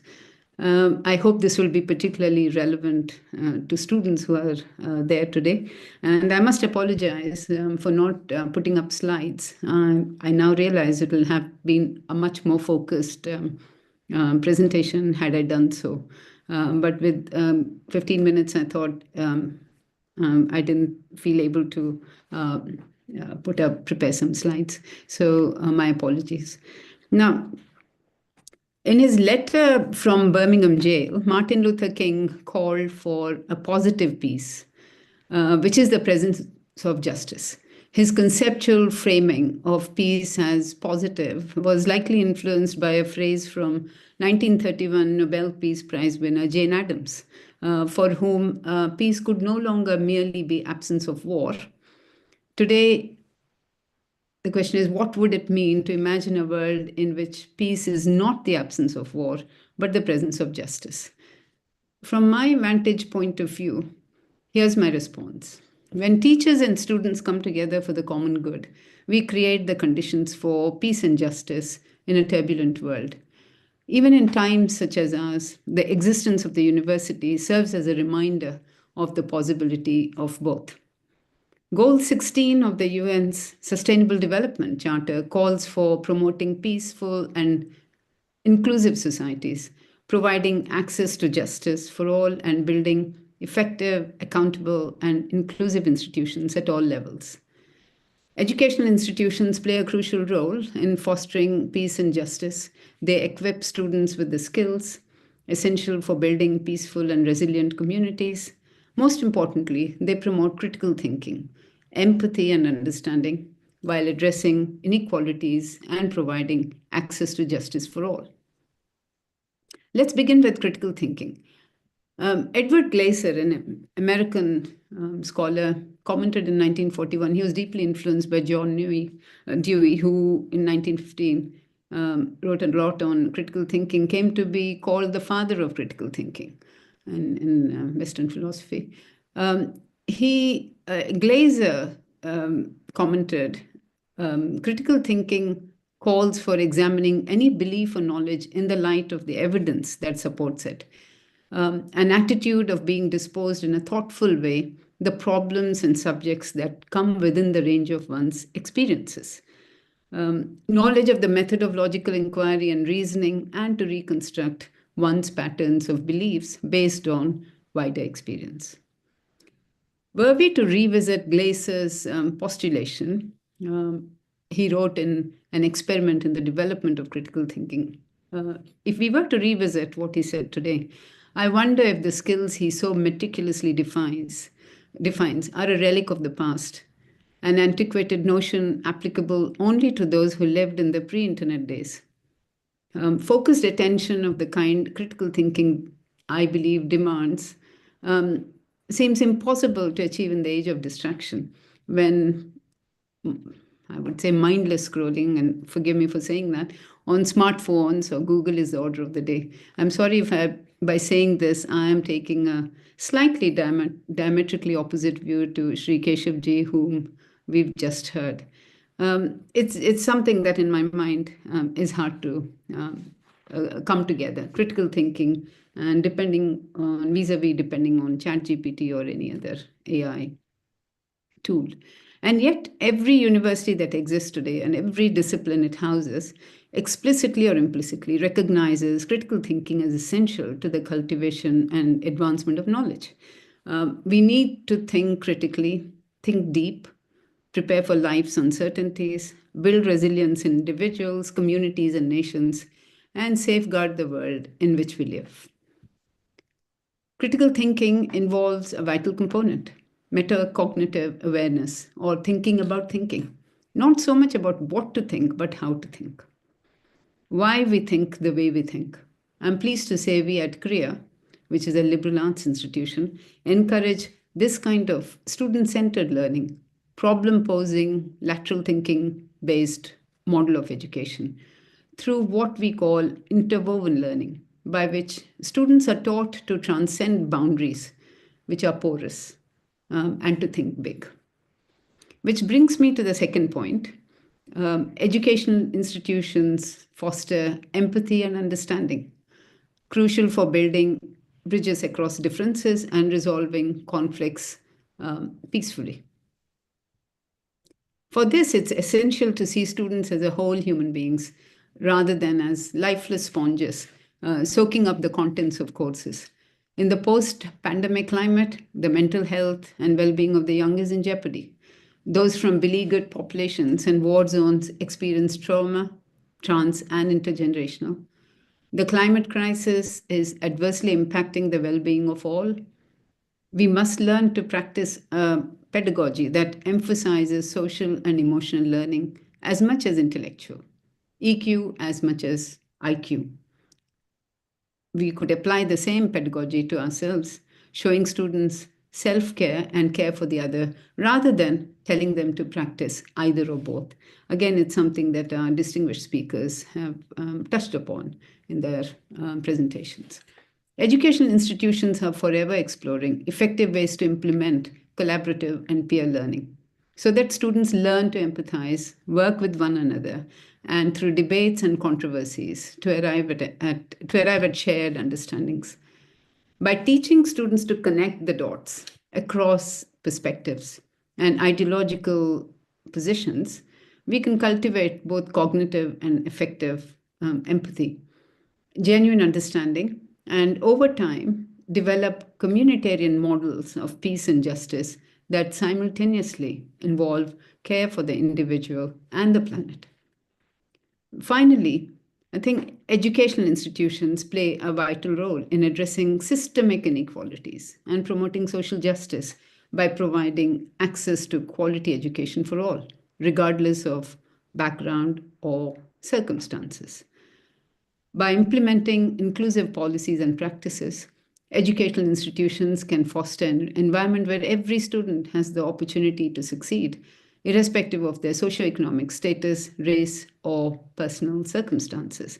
And here I'd like to just mention the Asian University for Women, which I headed, based in Chittagong in Bangladesh, where I was brought from the UK to build that institution. It was only about 4 years old when I went there. With my 35 years of experience and the Deputy Vice Chancellor at University of London, they felt I could contribute to it. It was an experiment it was a human project, I would say, specifically dedicated for women from very underserved communities in Asia and in the whole of Asia. Of course, we got from students from Palestine, Lebanon, Syria. Afghanistan was the second largest cohort. And when I joined, we had students only from Sri Lanka, Bangladesh, Delhi, India, and Nepal. And by the time I left, we had students from 19 different countries, including Myanmar, Vietnam, Laos, Cambodia, Timor-Leste. And it was a brilliant space where students who came with absolutely no English, absolutely, from very, very marginalized communities, came together, spent 5 years, and they're all in positions of very good jobs, ranging from UN Women, World Bank in the United Nations to Deloitte in Tokyo, or spread all over the world. They were taught, the way we recruited them was giving them very hypothetical situations and examining their attitudes to empathy, to social justice, communication, team learning, and support for good causes. And I can tell you that kind of admissions probably ranked much better than simply admitting students through their examinations results in mathematics, English, or other forms of aptitude test. A very successful project, which was an eye-opener. And I would like to recommend students in the audience, if you have a moment, go to the website and have a look at what the university does. In terms of holistic admissions, socioeconomic status, race, or personal circumstances, these are all the financial support, outreach programs, inclusive curriculum, community engagement. These are all some of the mechanisms universities should and could be used to embrace diversity and promote inclusivity. But this is not as straightforward as it appears. And building an educational institution that's not only forward-thinking, but forward-doing in this respect can be a huge challenge. And it's not as easy as it sounds, but I think it's something that all universities, both in India and globally, are doing in it one way or the other to promote access to all communities, students from all communities, all backgrounds, as well as providing quality education. Crucially, however, educational institutions have to fundamentally think about teaching peace and justice. There are institutions that do an extraordinary job in addressing peace, justice, inclusivity, and critical thinking, while tackling issues of inequality and conflict resolution. Some examples come to mind. The University for Peace, established by the United Nations in Costa Rica, is a unique institution offering graduate-level programs that aim to promote a culture of peace and contribute to global conflict resolution. The university's program calls for global cooperation and dialogue that engage students in peace research, mediation techniques, and peace policy advocacy. Their graduates are involved in international organizations, peacekeeping missions, and development projects, actively contributing to peaceful and inclusive societies worldwide. Likewise, the African Leadership Academy in South Africa was established to develop young leaders who are committed to tackling the continent's most pressing issues, including social justice, inequality, and governance.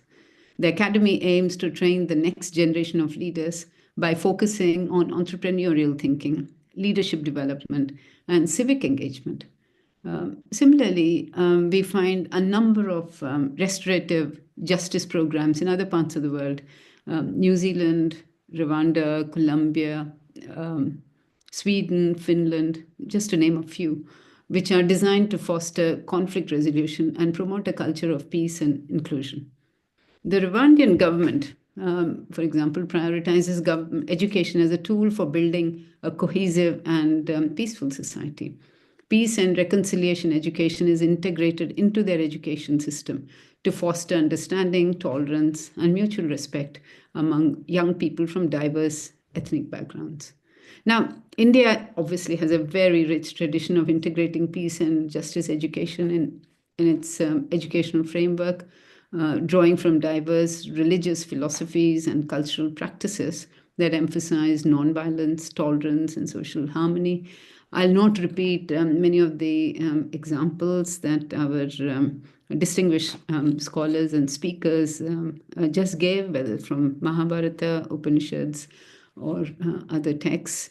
But on the ground, the National Education Policy of 2020 reinforces our commitment by promoting value-based and experiential learning, aiming to foster critical thinking and cultural understanding. The liberal arts model for university education, as we have at our university at Kriya, with its unique curriculum, does just that. It affords the flexibility to incorporate peace and justice education across all our programs. Our foundation courses on ethics, on reasoning, taken by every student in the university, inaugurates peace and justice considerations and promotes rich dialogue, both theoretical and applied. The curriculum in every discipline, we have about 14 majors ranging from physics, chemistry, mathematics to philosophy, politics, sociology, social studies. So the curriculum in each of these disciplines, every major, every minor, can return to these questions and conversations in the remaining years of a student's education at Kriya over a 4-year period. So to sum up, educational institutions provide a platform for change. They can engage with local communities to address social problems and promote peace and justice initiatives. Civic engagement, as we call it. Civic engagement plays a vital peace-building role by protecting lives and properties, inculcating a sense of shared responsibility and accountability, providing a platform for advocacy for the vulnerable groups, enabling people to get to know each other, thereby building a culture of peace, providing a space for mediation, and enabling the delivery of the much-needed conflict and post-conflict services, such as trauma healing, humanitarian assistance, among others. But none of this, I must say, is without challenges.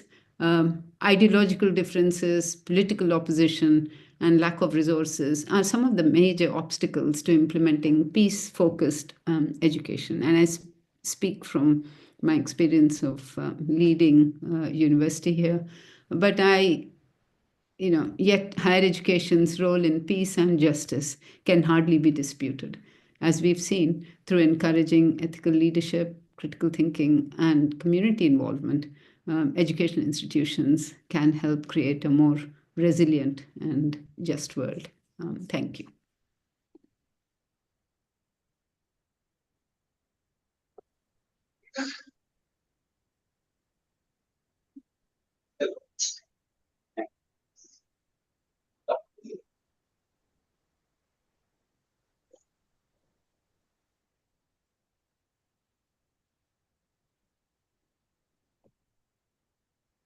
First, Dr. M. Prabhakar, Professor and Head, Department of Mechanical Engineering, AVIT, to honor Dr. S. Igneshwar, Managing Trustee, Sri Jnana Advaita Peetham.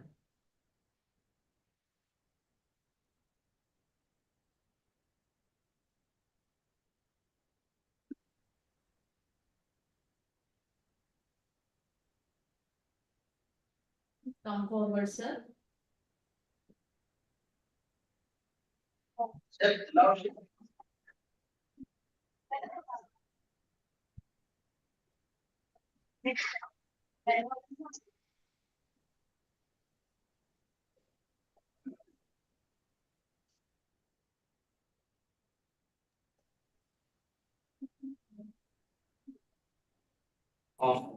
thank you so much for such an informative talk.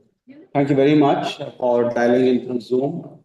Our next speaker is Sridhar. Our next speaker is Sridhar Narayanan, is a CEO, real estate and infrastructure at the Hiranandani Group. He led India's largest private REIT deal, $1 billion, and founded Greenbase, an industrial platform in JV with Blackstone. With 30 plus years in real estate, FMCG and finance, he has been a CFO at Britannia, Coca-Cola, Future Capital. He also runs a 20 million social impact fund, promotes solar infrastructure, and is a certified independent director, well networked across India's financial ecosystem. So, Mr. Sridhar Narayan. Hello. Can you hear me? Yes, sir. Yes. Yes, we can hear you. Yes, sir, we can hear you.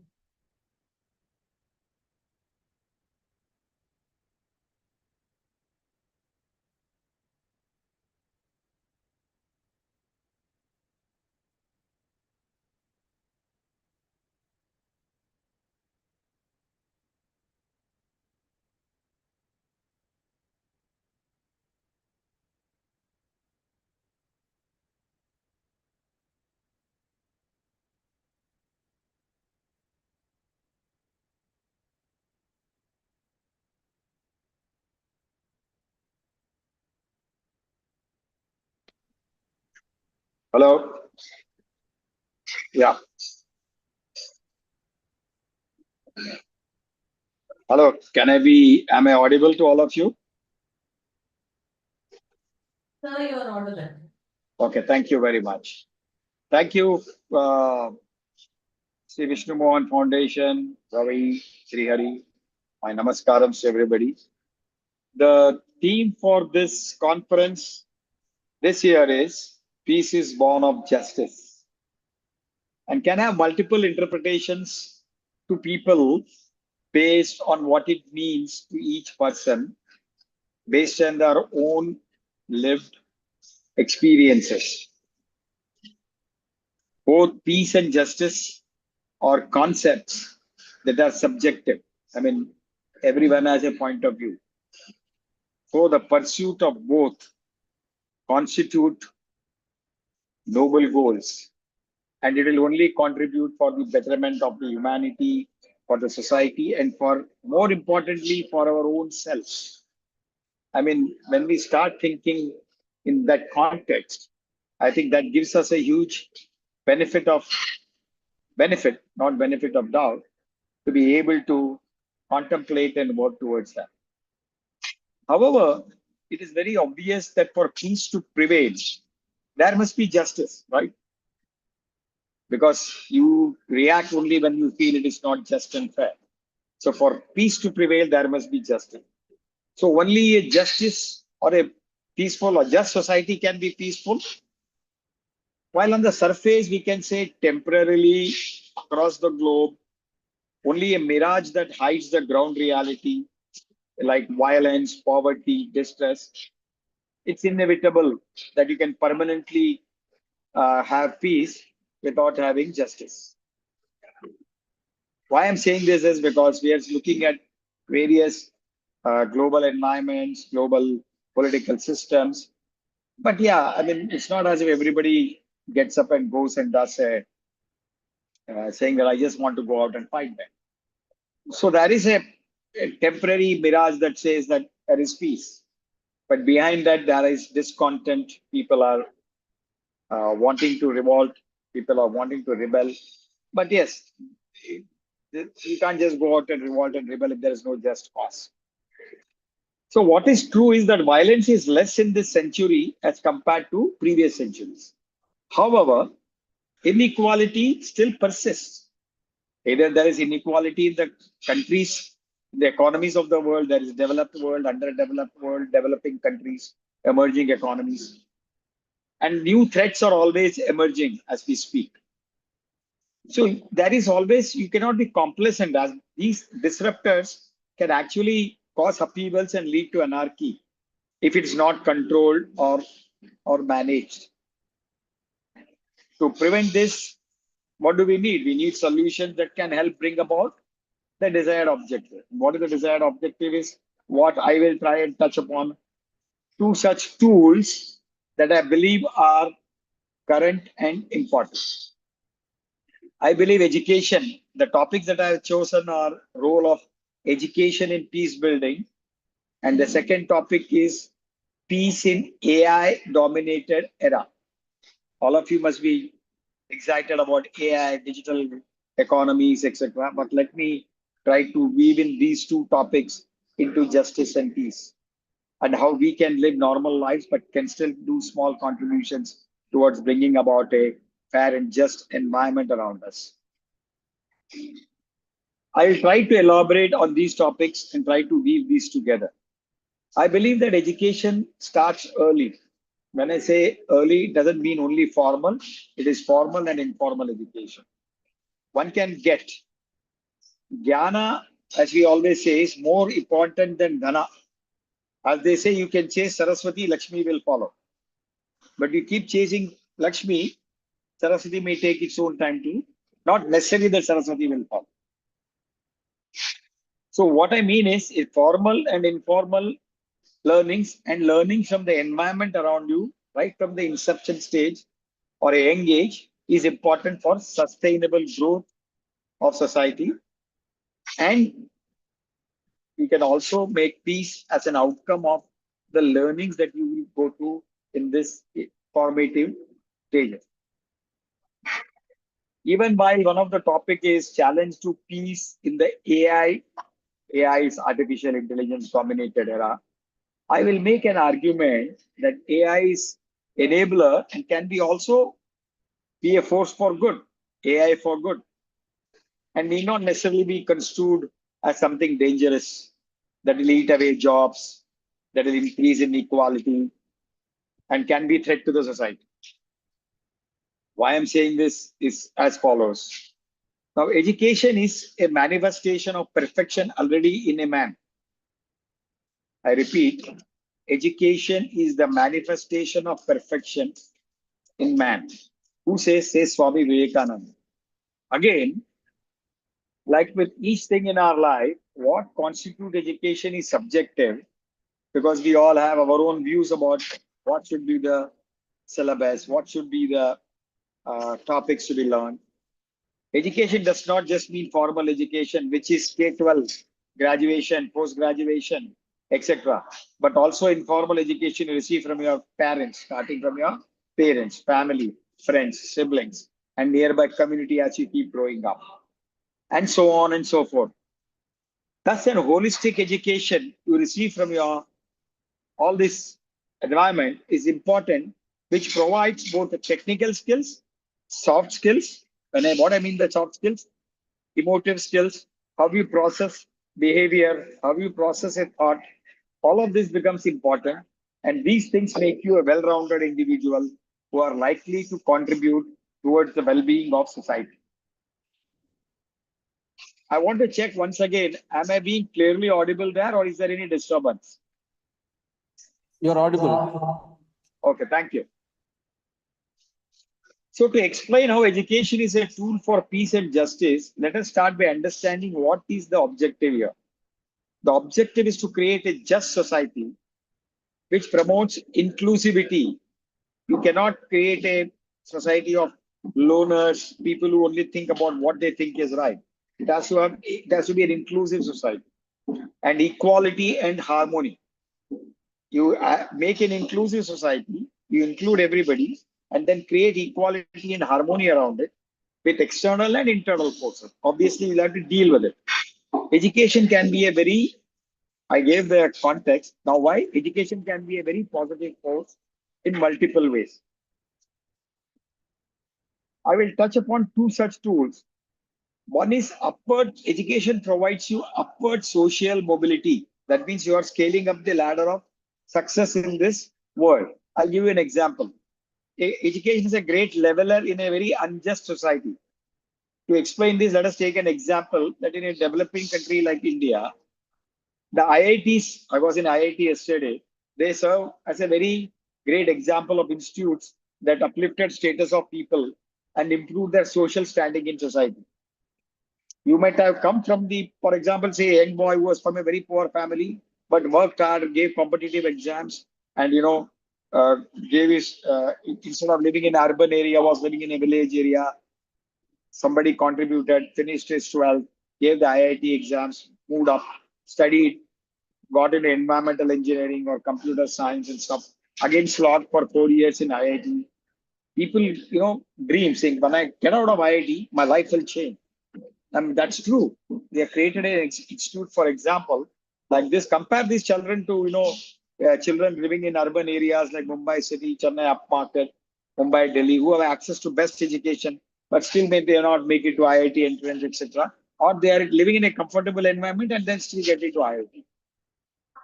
So you will think it is very unjust that such a poor boy has to struggle and get into IIT, whereas a rich boy doesn't have to struggle and get into an IIT. Which means the poor boy doesn't have this access to the same set of opportunities. In a country like India, IITs, IIM, these provide one set of opportunities for people to struggle hard at the initial phase and then come to a level where they can be leveled. Because once you finish IIT, you get the best of jobs. Once you finish your IIM, you were called by somebody. So you keep learning the cultural change and then becoming, so that your next generation doesn't have to go through all of those opportunity losses. So once he gets a good salary and job after finishing IIT, he is able to match himself with the privileged class.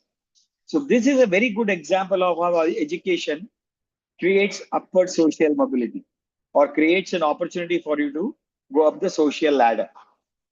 The second thing that I'm thinking about is promoting critical thinking, tolerance, and compassion. Now, how education is related to this? I told you it's formal, informal, environmental, outside, inward, and outward. Education targets individuals right from an early age, and which is, the early you go, the better it is for you to mold people, right? As they say. The more we are all becoming inflexible as we age because we say this is the way we want to do it. So flexibility is not the strength in elderly. The flexibility is a thing that we can mold as the young kids keep growing up. And it is only us adults who develop prejudices, bias, arrogance, ego, pride, and other adverse traits that causes instability and inequality. It's very easy. A child, when it's born, it doesn't know, it keeps molding itself based on the learnings it has. See, holistic education can teach children about life, about cooperation, about how to cooperate with each other, how to be a very good friend, how to be honest, and how to save a friend and tell a lie. I mean, that also talks about friendship. So we're talking about a lot of emotive qualities also as you go through this informal process and formal process of education to your journey. The most formative years are say 5 to 12, 5 to 15 is what I think. It's also important to realize that everyone will have a different viewpoints, and that is what makes a diverse and thriving society. You may not think like me. I may not think like Ravi. Sri may think in a different manner. There are different people. This diverse thinking, people have to accept and live with it. And that's what we need to teach these children as they grow up. As to somebody may not agree with you all the time. You may like a sweet, somebody else may not like that sweet. But you still can be good friends and manage life. That's about tolerance, peace. There's nothing about being just and fair. It's about you having a right to a view and I respecting that your right to view, and I may disagree with that view, but I still can live it. That is called tolerance thinking. And compassion you have to develop. Compassion also you can develop only during the younger years as you keep growing up. How you behave with animals, how you have pets, how do you deal with others, how your empathy is being developed. If it is me or the highway or what I think is the right thing, then nobody who can think or I am right always. A lot of children have this problem. I've been counseling few even young adults like 20s. And today in this world of Instagram, instant gratification, Facebook, I like, and it's also there even in adults, even about 35, 40, 50 at all ages. What do you do about it? You have to live with it. But instead of making that as a trait to complain, why can't we reorganize ourselves? It's like saying, live and let live. So that's what it's all about, tolerance and harmony. So for that, you're important to everyone will have. So learning at this young age and managing to hold divergent thoughts in your head can only lead to a peaceful society. So I'm converging saying that people have different views, divergent viewpoints, and what makes diverge. But if you live with diversity, different viewpoints are able to then live with it. That's when you are living peaceful. So wars are only born in the minds and they are fought on the ground, but they are only created and born in the mind. I'm using the word born, but wars are born in the mind. And thus education can teach us to control our minds. Jealousy can lead to a war or can lead to an unjust treatment. Pride, revenge, these are all thoughts of the mind. Similarly, wars can also be created in a mind and then fought. Nobody can stop it. It's the euphoria. But suddenly all of them stop thinking, start thinking and stop saying wars can only kill people. Then they will probably take a step back and say, let us discuss our differences out.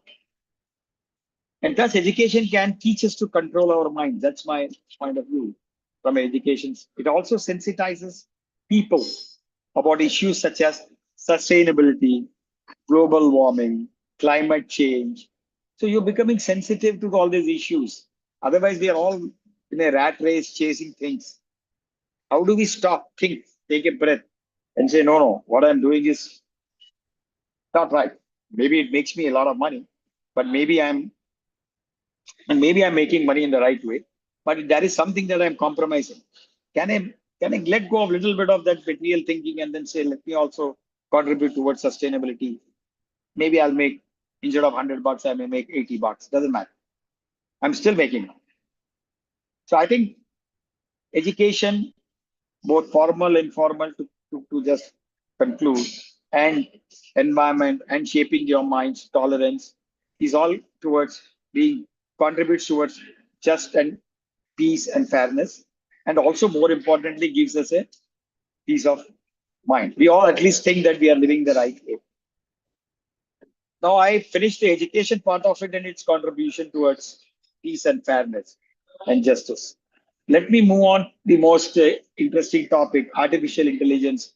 Today, digital transformation, click and buy culture is there, instant gratification, as I mentioned earlier, Facebook. You want more than what you like for yourself, you want others to like it on you. Could be, maximization. Last time, I think I spoke about minimalistic living and maximizing our thoughts. So, the idea is that if you live in a digital world, you can't now escape artificial intelligence. It's taking the world by storm, right? I mean, OpenAI has created version 2.0 because it's 1.1 is already being challenged. Now, emotive intelligence is being built into AI.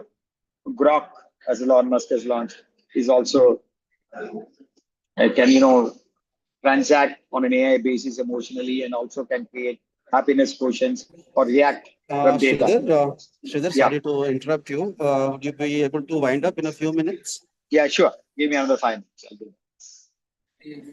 So job losses, we worry about AI taking job losses, increasing inequality. We create bias through AI. Deep fakes is a big problem. You can imitate, create somebody's profile. Ethical issues are there around ChatGPT because people are worried, artists, writers, creative people, that my text and my stuff is being used. These are all valid concerns. However, that doesn't mean that it is all bad. AI can be a powerful tool and AI can be also used right in the right way, can also do good. Everyone must be given a chance to upskill themselves to compete in the new economy. Sridhar, excuse me. Can you please wind up in a few minutes? Sure. So how can AI be used for good? Good health and good well-being. AI can improve the quality of healthcare. You can early detection of disease like cancer. There are a lot of things, skin conditions, ultrasound tools to identify issues in fetus, drug discovery, effectiveness. It can also be used in education. Examples include apps to help children to improve their reading skill, people who have motor skills. So AI has a huge benefit in terms of health, well-being by doing data analysis and predictive analysis. AI and ML put together, quality education can be provided today. Climate, biggest example. I have invested in a company called Presinto and we mentored it. Startups can use AI to manage energy consumption in buildings by optimizing heat, ventilation, and lighting. There will be superior risk assessment systems, improve efficiency of electricity grids. They can also address inequality and poverty. Improving healthcare, education, access can reduce poverty. Resource allocation through predictive analysis can help governments. Thus, it is important to how you use these tools and make it very valuable for the generation. Most importantly, the new generation and the young generation. So by saying all of this, what I mean to say is education and then now the new AI, how they can be woven together, and if used in the right perspective and can be molded for generating a very peaceful and fair society going forward. But I think everything starts with you. You have to start doing it yourself and then create awareness among the society as you go along. Thank you very much. Thank you, Sridhar, for that insightful talk. Thanks a lot. Thank you very much. Thank you.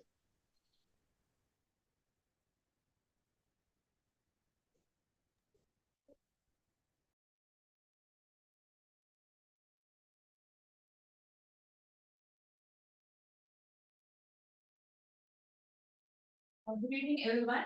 Let's move on to the next segment of Students' Conclave, where we have 5 teams representing each institution of BMC campus and 3 teams from the Innovation Cell of BMRF, who will be presenting their work. Before we begin the presentation, it is my pleasure to introduce our guest, who brings with the wealth of experience and insight. Our first guest is Ms. Sripriya Menon, one of the co-founder of Swari Foundation and currently serving as a head of HR. She is an alumna of Lady Shri Ram College, Delhi University, Tata Institute of Social Sciences, Mumbai, and NIMHANS, Bangalore. With a deep commitment to mental health and community engagement, she works extensively with individuals, families, and organizations. She also founded the Good People Diaries, an inspiring platform that highlights positive stories from the social sector.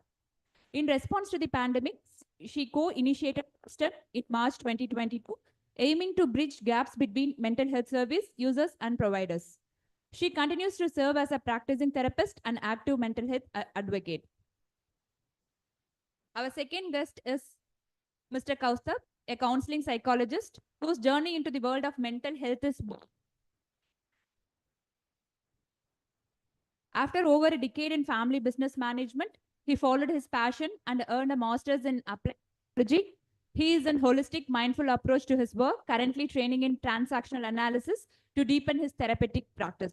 Beyond his professional work, he is also a gifted pianist and believes in the power of music as a tool for healing expression. We welcome you, sir. Our third guest is Dr. Sridhar Krishnasamy, a journalist with over 35 years of experience, including 18 years as a foreign correspondent. He spent a decade with Washington, D.C. with The Hindu, covering Northern America and the United Nations, and has also worked with the Press Trust of India, The Hindu in Singapore. Sir holds a PhD in political science from Miami University, has taught journalism extensively.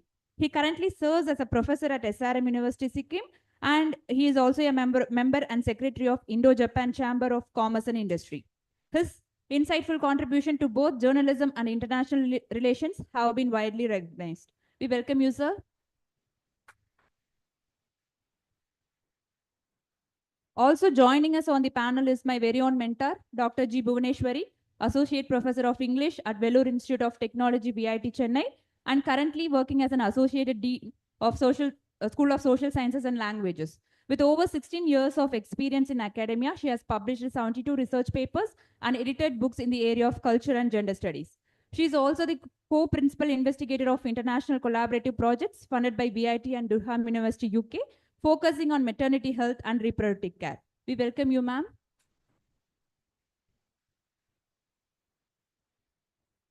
Now I request our Dean, Dr. Anand, to felicitate Shri Priya Menon, ma'am.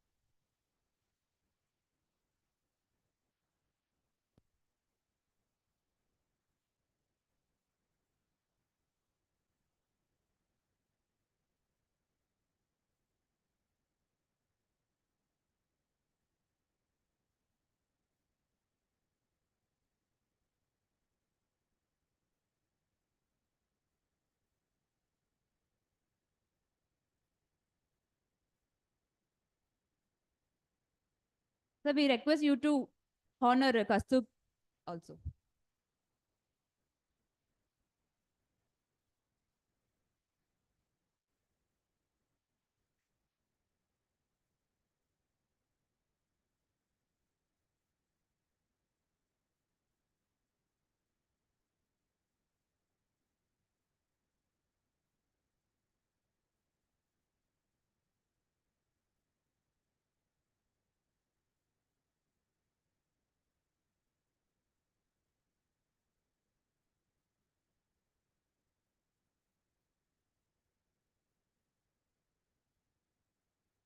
I request Dr. Aniruddha ma'am, Vice President VMRF, to felicitate Sridhar Krishnaswamy sir.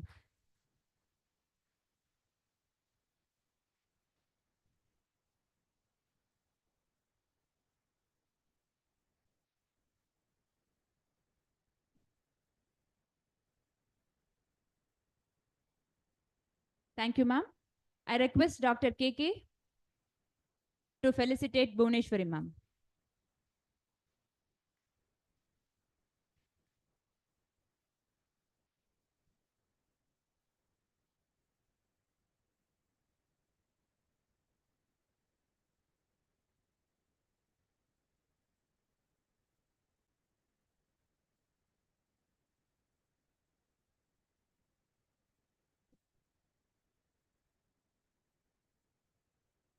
So I request students to keep quiet.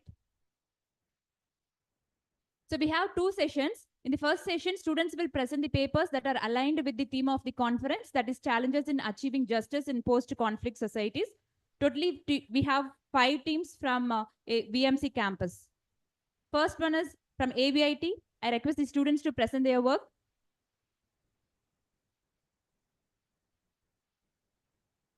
Team from AVIT.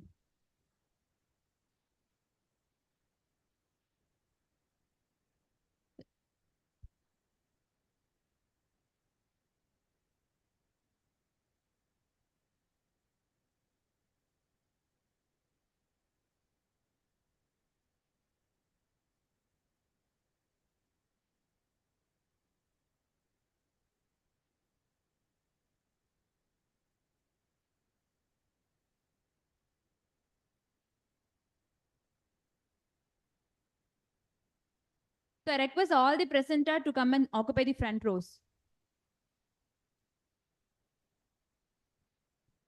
Good evening, everyone. I'm here to present about the challenges faced because of AI prevailing in this world and the conflicts caused due to this. And as you all know, AI is artificial intelligence, which is prevailing all over the world, and it's taking part in everything. And we are over dependent on AI, and it causes dispute as well as it's beneficial to us.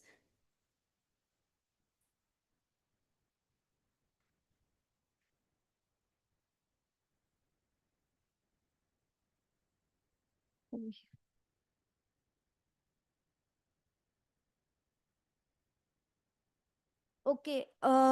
First of all, what exactly is AI? AI is nothing but artificial intelligence, which we have. It's created by humans. We as humans have created this, and it is enhanced version of a logical thinking, and it is how we can use all computational tools to convert from simple tasks, and we can perform all complex tasks using this and making our lives easier.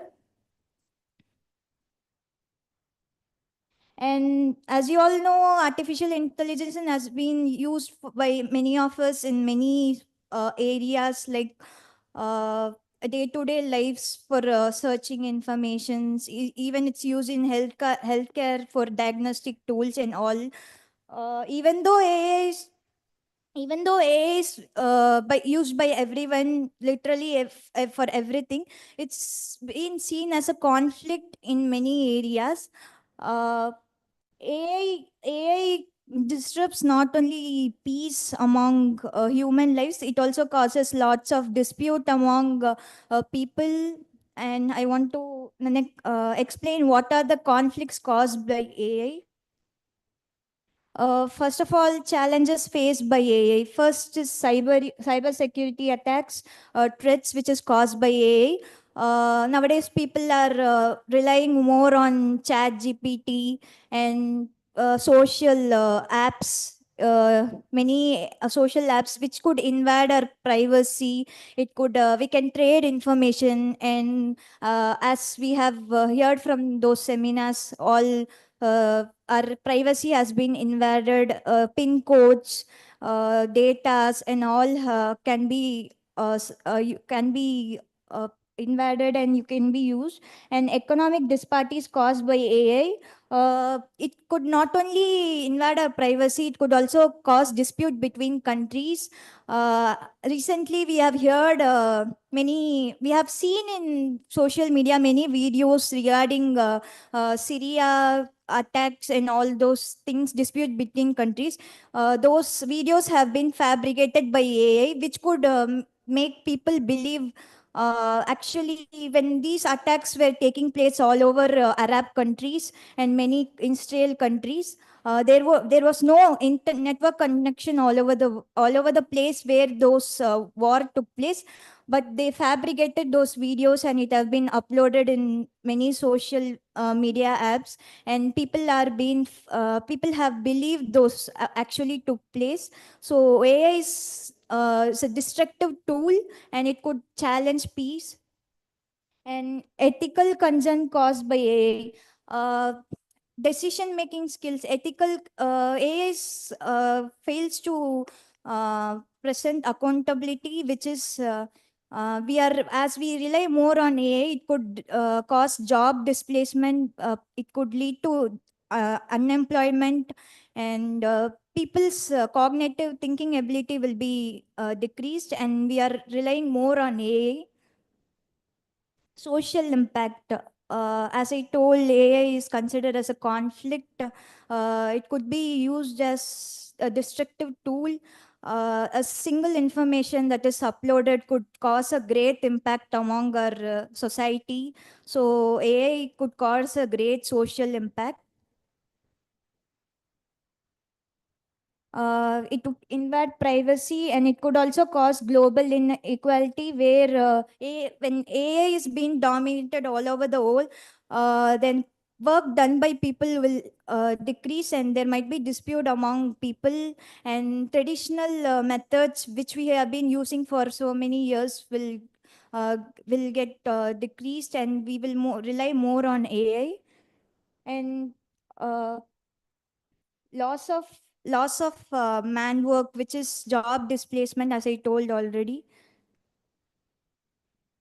And impact main impact that is caused because of relying on AI is unemployment, which will cause many creative thinking ability will be decreased, and we will always you instead of relying on our own thinking ability, we'll focus more on AI intelligence tools. Ethical consideration in AI in robotics. AI is biased, and it fails to be fair, and accountability. People rely more on AI. There's no accountability for this, and privacy and selectivity, and AI is a destructive tool which can invade our privacy and transparency. Uh, you can, it's in our hands how we are using those things. It's a destructive tool. Environmental concern. AI not only causes job displacement, social impact, global inequality, it also causes environmental concerns. We are using many robotics and all diagnostic tools. These all AI tools causes 10 times more carbon footprint compared to yearly carbon footprint that has been produced daily, and it could impact our social environment. And disposing these AI tools and usage of these tools can impact and cause many environmental concerns. And as I told, even though AI has been used in many fields, AI is considered as a double-edged sword, which means it is useful as well as it is a destructive tool. So how we use matters. Like if you are going to use it for solving resolutions or finding solutions, logical skills, and all those things, you can use it as in a productive way. But AI is considered as a destructive tool which will challenge peace in our society. Uh, Destabilization of global security and uncertainty and fabrication of. Thank you. As I told, AI is considered as a double-edged sword. I like to conclude this presentation by quoting a sentence which was told by a Pope, which is it is in AI is must always remain a tool. AI is just a tool. It is not. We should not rely too much on AI, and it is destructive as well as it is useful. So AI must always remain a tool. And I thank you.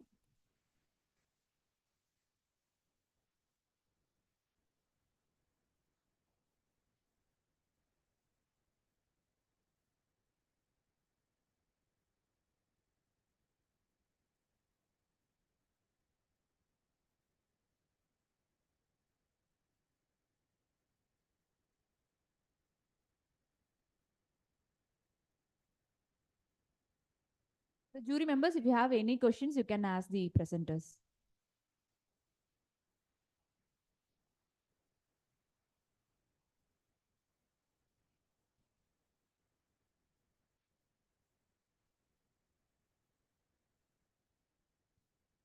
If you could just tell all of us, because we don't know, what was the structure that you were working with and how much time did you come up with this?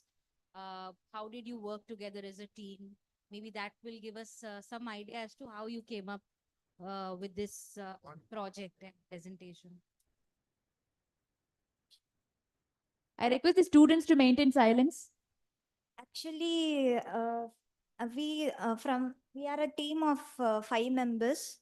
From our team, 3 of us students are actually from the Department of Computer Science. Okay. Mostly when people hear the word AI, everyone they know about the positive impact that is created by AI. But our idea was to focus more on how we are depending more on AI, and we are forgetting to logically think, and or our own cognitive ability of thinking has been decreased because of this. So we focused more about the disadvantages rather than the advantages that's prevailing nowadays. Thank you for giving me your rationale. Also, do you want to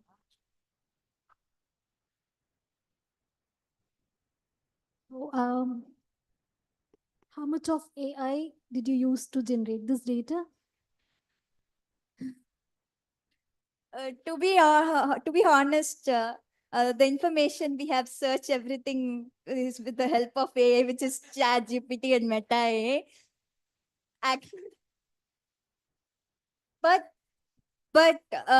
that's what we'll take ourselves as an example. Wow. Actually, instead of having a discussion and having a last minute, our mind was to like just go, we'll just serve something in ChatGPT, it'll give all information regarding that. But we failed to like discuss within ourselves by interacting with each other and others. We'll get the intrapersonal skills. Just because using your phone and surfing all those things, you can't get those skills actually. So Can I give you one example how I found out that what you just said?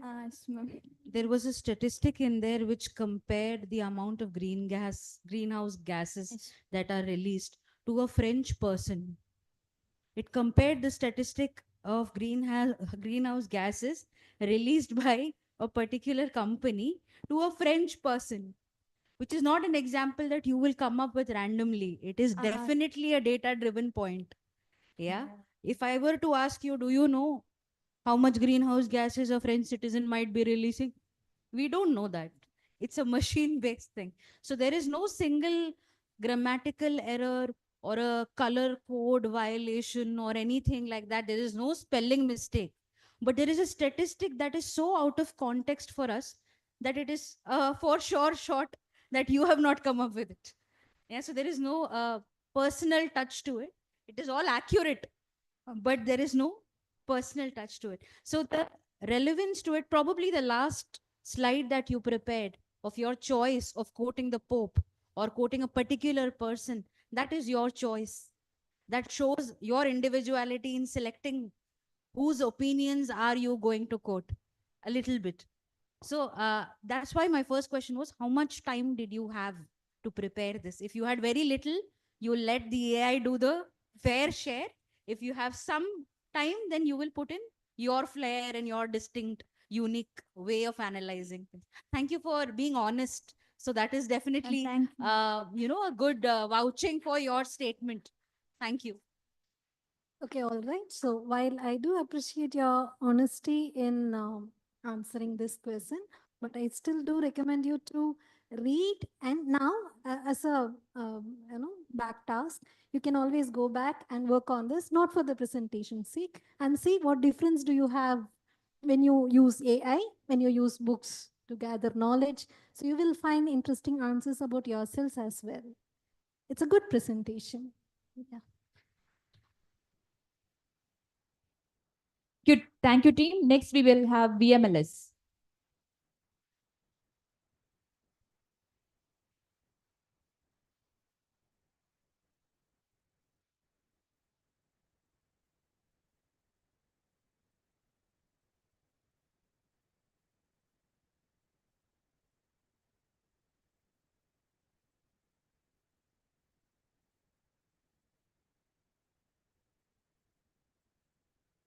Good evening, everyone. It is indeed my great honor to be presenting today at this World Peace Conference, a stage where we all are striving towards ensuring global sustainable peace, justice, and reconciliation. The topic that our team has chosen for today's presentation is challenges in achieving justice in post-conflict societies, specifically dealing with the case of Jammu and Kashmir. This is a collaborative effort by our entire team members, and we are representing VMLS, which is Vinayaka Missions Law School. I'm Saromita Kumar, a first-year BA LLB student from VMLS. Let me quickly walk you through the table of contents and agenda for today's presentation. I'll begin with methodology and literature review, which we used for our paper. Following which, I'll give a quick introduction with regards to the 4 Indo-Pakistan wars that took place. Then we'll try to understand the current state of affairs at Jammu and Kashmir. Following which, we'll move to the heart of today's presentation, which is identifying the challenges in achieving justice in post-conflict Jammu and Kashmir. Then we'll explore a few scholar comments, and finally, we'll end with the conclusion.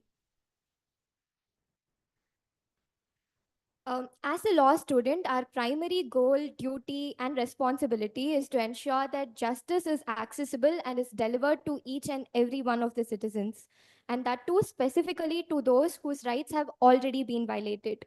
which is why I take great pride in choosing this topic and presenting this paper before you all. The methodology which we used for today's research was qualitative research.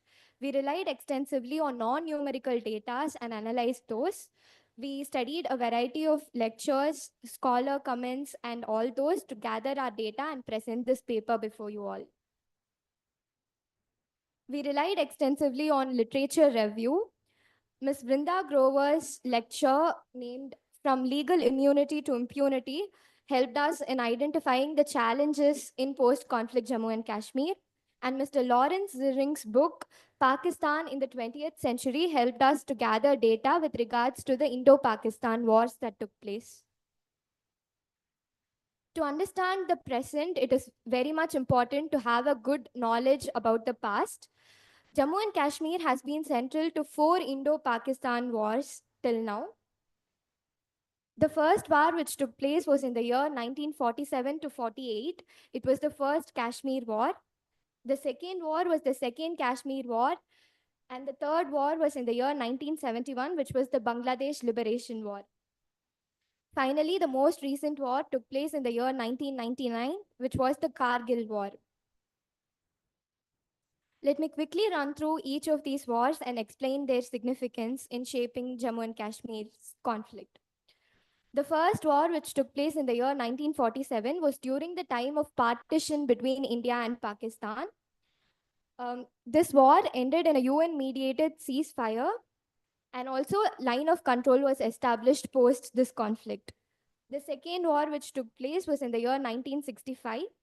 This war again ended in a ceasefire and the formation of the Tashkent Agreement.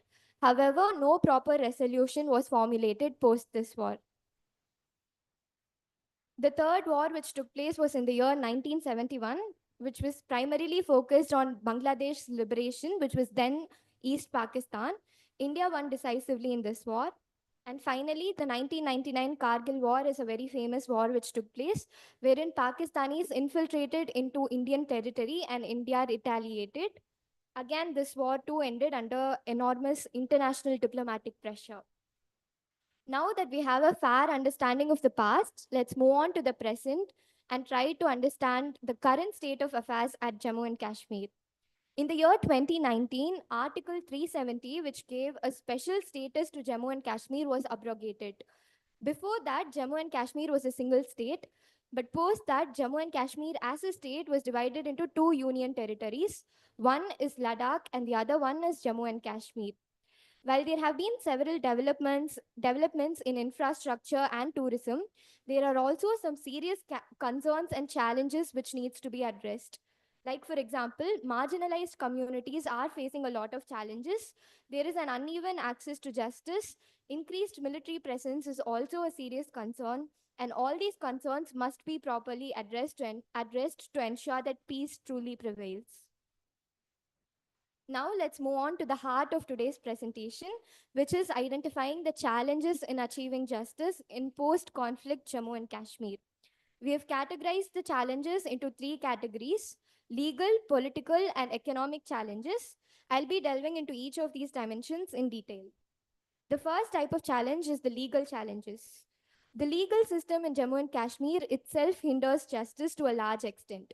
For example, the AFSPA Act, which stands for the Armed Forces Special Powers Act, basically gives armed forces sweeping powers, and they are allowed to arrest people without warrants.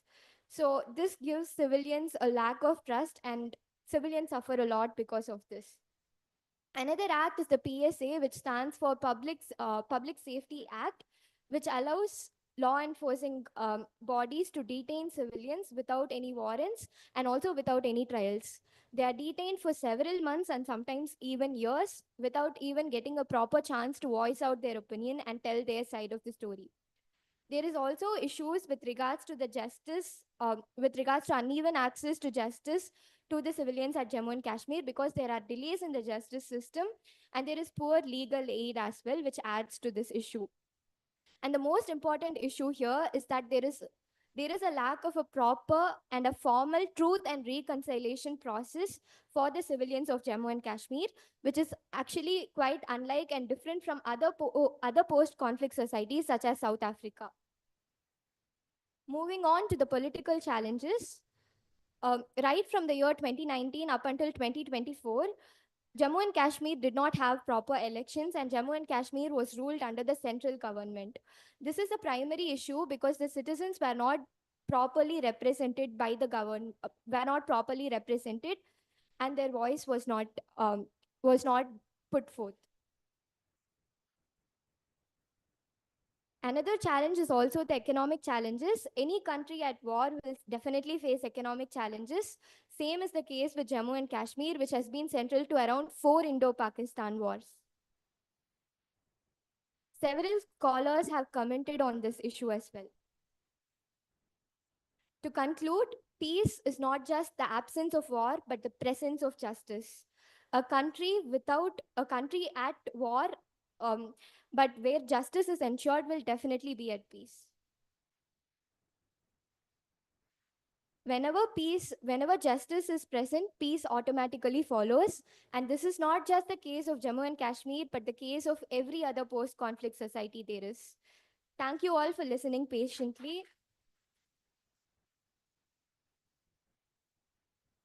She is one of my team members, Stella.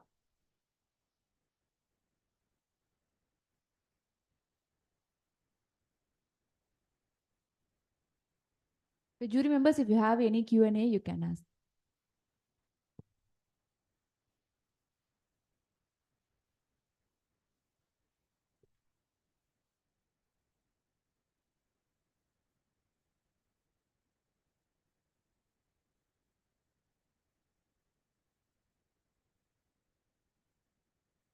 When it comes to identifying challenges in achieving justice, the foremost or the upfront thing that comes to the mind is acknowledgement.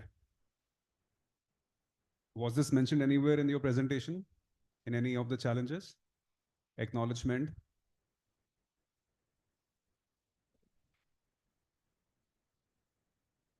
No, sir, unfortunately we did not, but we'll mention it and work on it. And acknowledgement has to come from listening to the both sides of the communities involved in any case that we're talking about, not just limited to J&K. So like you listen to both the sides, or if there are more, even then, listen to everyone, and then comes the building bridges, not burning, by acknowledging in the first place and not denying.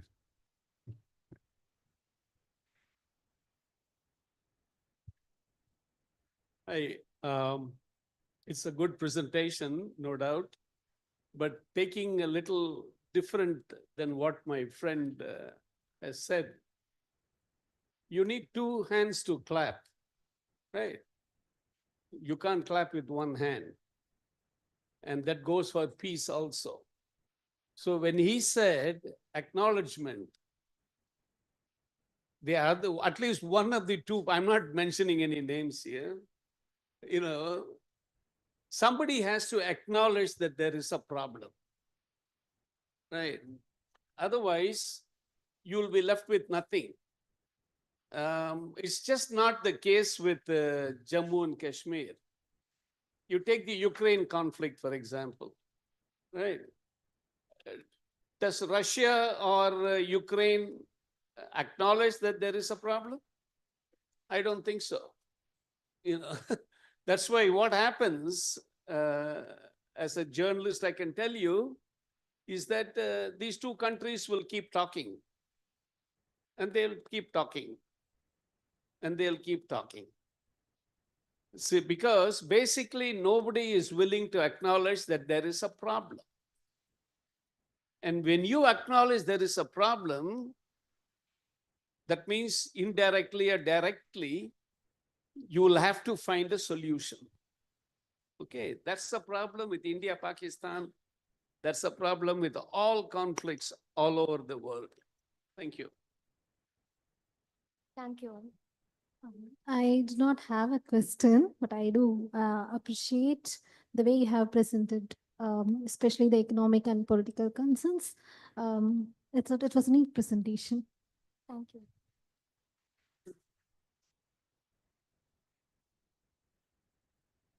Thank you, team. Next, we have team from SAS.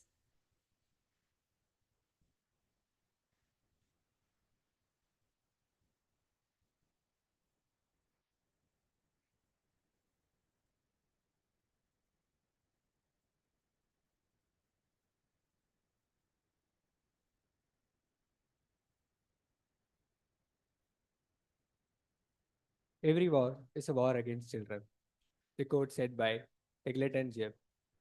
A very good evening to everyone. It's a precious moment for our team to present a very crucial and the most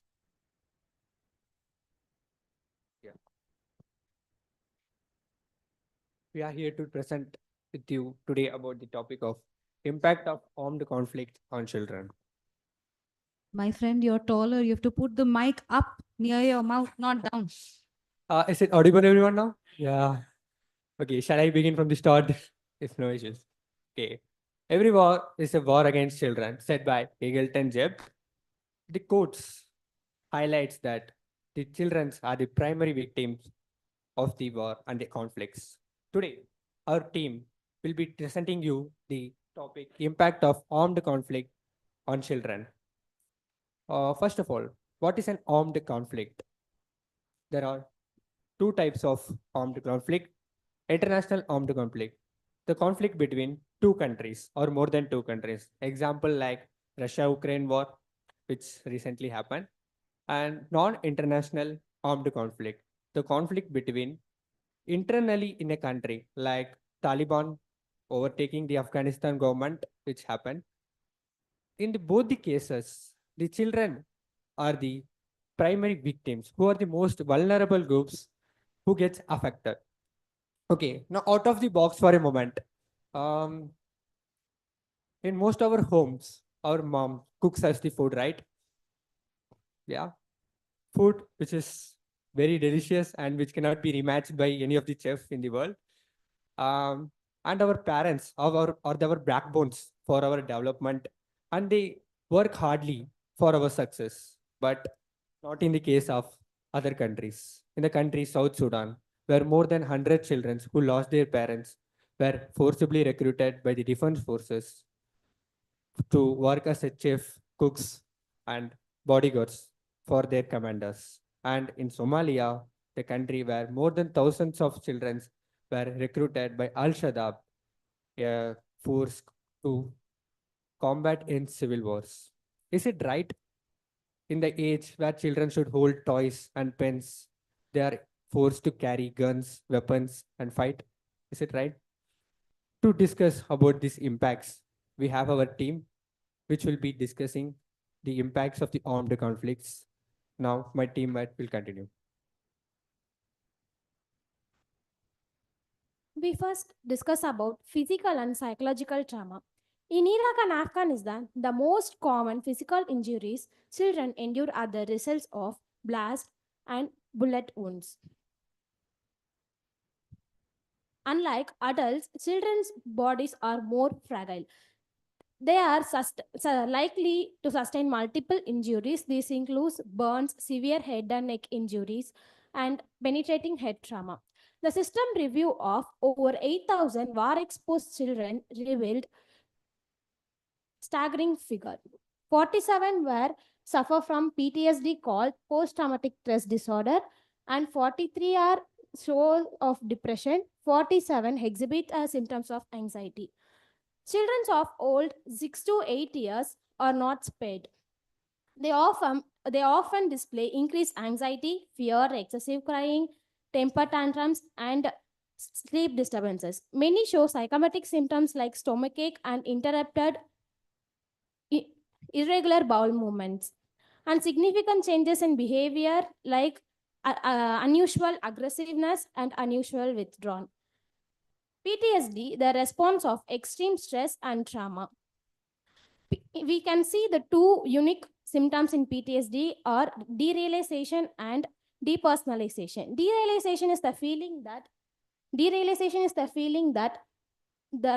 that world around them is not real. Depersonalization is disconnected from their own body or identity.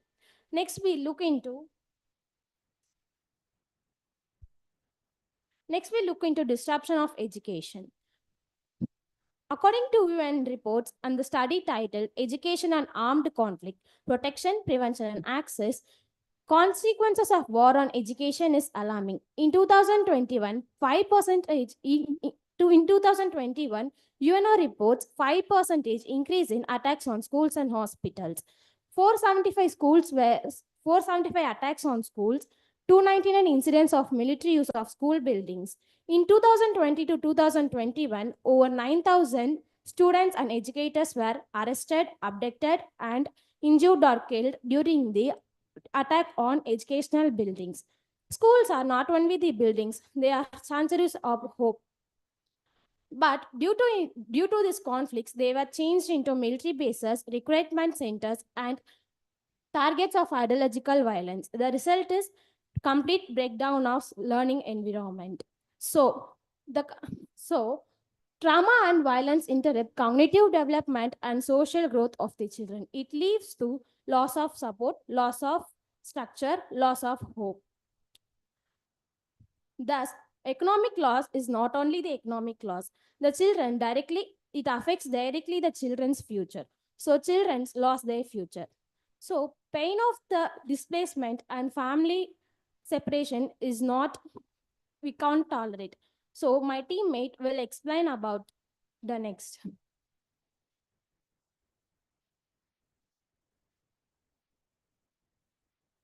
Displacement and family separation. The term child displacement covers a wide range of circumstances and situations which forces children to permanently flee their country. For example, the displacement have two types. First one is internal displacement and the other one is external displacement, which means internal displacement in the sense where the children's forced to flee the country within their border of the countries, and whereas external displacement in the sense where the children were forced to leave the country outside the border of the country, which means the children were asking for refugee in the neighboring countries. Then in armed conflicts, more than 43.3 million children were forced to leave the country due to conflict and violences, and more than 17.5 million children were forced to faced by asylum. Thank you.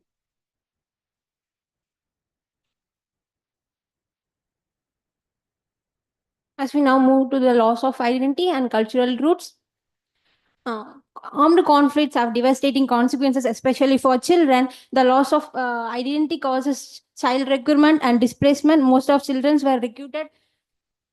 Over 5,000 children recruited by the armed groups in DRCC, and impact of education and identity. 1,400 schools have been destroyed. Loss of cultural anchors. The prominent example I have given there, they gave me a new name. I forgot how to pray in my language. This causes a loss of identity and their ancestral roots. And psychological identity and fragmentation. 68% of integrated child soldiers report identity confusion. Thank you, T. The floor is open to jury members.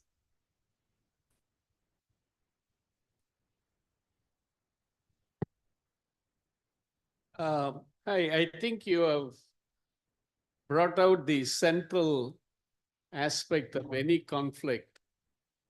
No, the worst affected in any conflict are not soldiers. They are women and children. You along with children, you have to mention women also. These are the two worst affected. You look at the Gaza today, and I don't have to explain it any further. That's what it is. At the same time, you have to ask yourself a fundamental question. Is there any way out of this? Is there any way out of this? You have the United Nations, you have the Security Council, but they are not able to do anything. That's the worst part of it. That is something that you will have to point out in any presentation wherever you are. Thank you.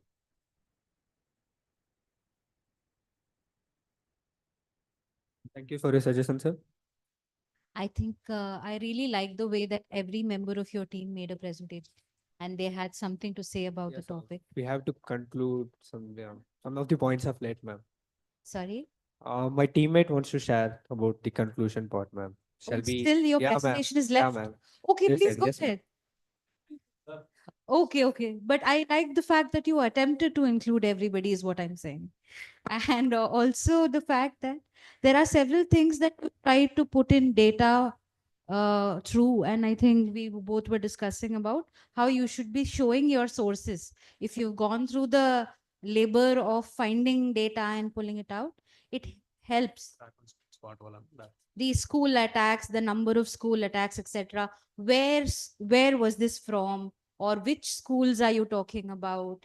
Those things, if you just mention in your slide, then you can talk about the numbers and people can correlate with the slides what you're talking about. The third thing that I want to tell you as add on what would have made your presentation even more better is if you can classify or identify these impacts in terms of immediate short term and long term. So any war, any high intensity fatality situation, for example, the First World War, Second World War, we are still looking at impact from those wars now today, second generation, third generation, especially when you're discussing psychological impact, social impact, and so on and so forth. There is a lot of rehabilitation related issues that people from highly, past, even if it is a few generations back, you carry that history through your ancestors, you carry that history through your parents. That is the stories you receive from them that colors the way that you see the world, isn't it? So how you look at the world will definitely make a difference as to what you do with your life.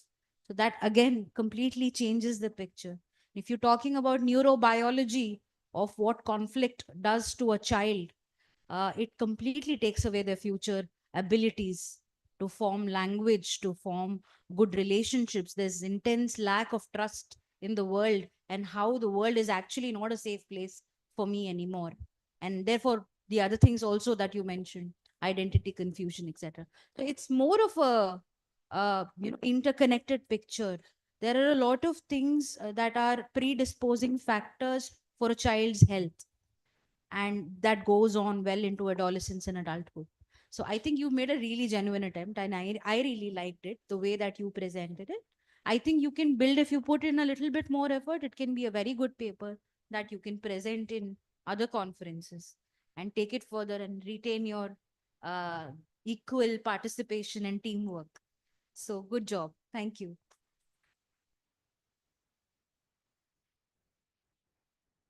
Also, I would like to share something with respect to trauma that you presented over here. There is often one overlooked aspect which is known as intergenerational trauma, which stems when children in conflict zones undergo through this trauma, and which lasts not just for their entire life, but is passed down from generation to generation. That is also something which you should focus on when you're discussing PTSD. Overall, it was a very good presentation otherwise. Yeah, thank you. Okay, first thing, may I know why did you choose this topic for presentation? What made you choose this topic, this area? Yes, ma'am. We as a team discussed about various topics which was given in the conference list. And it's my friend, I should mention the name, Priti Jasmine, the person in my team who suggested and tell us the stories which happened recently in Gaza and Israel. She was the one who shedded a light to choose this topic. And because children are the future of the world, if they are educated and they are just nourished, so there will be peace and development in the world. So this is the reason for choosing the topic. Okay, all right. So apart from this presentation, what will be your contribution to the children's society as a team? Like it's a very, the reason I'm asking is it shouldn't stop here with the presentation. So in real time, if you haven't thought about it, you can think about doing something to the future to the society, especially to the children, by contributing the knowledge, not only the knowledge, but the knowledge that you have. That would be my, humble suggestion. Thank you, ma'am. One more question for you to take home is, where do displaced children go? So if you're talking about just being here in and around your campus, are there any facilities where you can make a field visit along with your faculty and go check out who are children in these homes, whether it's observation homes or remand homes or any other facilities by the government or otherwise? There are facilities for taking care of children, shelter homes, etc. Ask this question and go there and visit, and I think some of those linkages will become clearer to you. So where do displaced children go is a very interesting question. Thank you, ma'am. Thank you, team. Next, we have team from SAHS.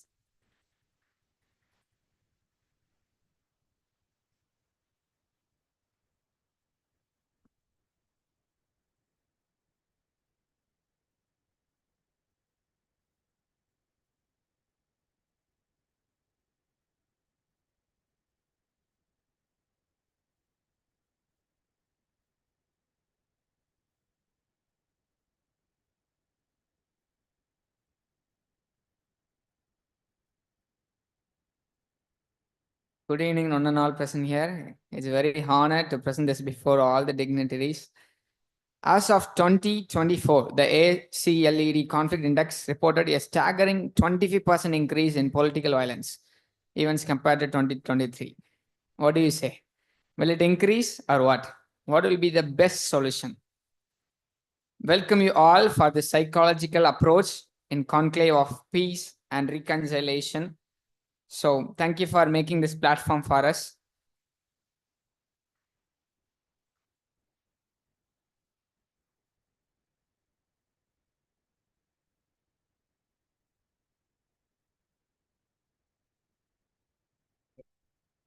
Thank you. Studies is okay. Thank you for making this platform for us. We are very grateful because in this 10th edition of Peace and Reconciliance, we are very grateful to do this project because without something, we cannot be anything. So this day, I want to share you very crucial, something very crucially, and I want you to think about it. Studies estimate that unresolved or placed conflicts alone cause busyness billions annually in lost productivity and legal fees globally. Beyond the economic impact, the emotional and social costs every day conflicts erode trust and social cohesion within our communities. Individual. So why do we need to consider this in the atom level?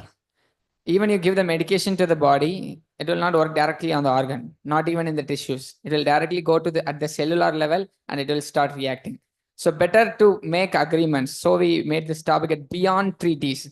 Better to make agreements and better to make peace treaties. More than that, if we concentrate on ourselves and if we concentrate on the individual, we can create a big change. This is the matter I want to say. The national peace extends beyond political agreements to individual and community conflict management. So our central theme is true and lasting national peace is built upon the foundation of effectively resolving conflicts at the grassroots level, individual level among its people.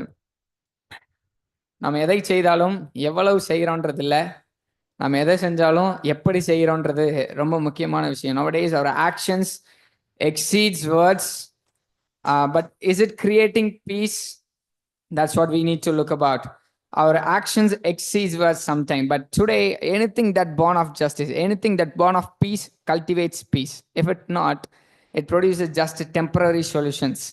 Today we have reviewed some of our literature and we want to give, I made a triangle that you can see. The peace studies and conflict resolution are interdisciplinary fields that have evolved significantly over the years. They are interrelated. So the scholars like Johan Galtung distinguish between the negative peace and the positive peace. Actually, we say peace is the absence of violence and the presence of social justice and harmony. Yes, of course.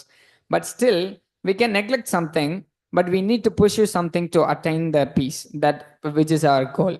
So are we at that point? Are we recruiting what we are up to, and are we reflecting ourselves daily? That will make this paper, because I invited you to this psychological approach so that we will be best in doing this. Also, while we are reviewing some of the literatures, we found something that what are the hindrance point, the limitations of top-down peace building. So this one emphasizes the disconnection, and also neglecting local issues creates the national violence. The next one emphasizes the family's role on individuals, how the individuals are a unit of the community, same like the families are unit of the nation. So if the family members are good in equipping an individual, majority of the conflicts, the crimes, everything will be lowered. So we are reviewing this, and also we are moving, we will be discussing it further. Effectiveness of grassroots reflection initiative. We have 6 points over this: empowerment and ownership, yearly intervention, prevention, which we will be discussing later. And also along with this, I want to have a link between the local and the national peace. Our human body, our human in being with existence has 3 parts, as we know. The first one is the flesh with all 5 senses. So we know that the body, the soul, it has the will, the emotion, and the mind.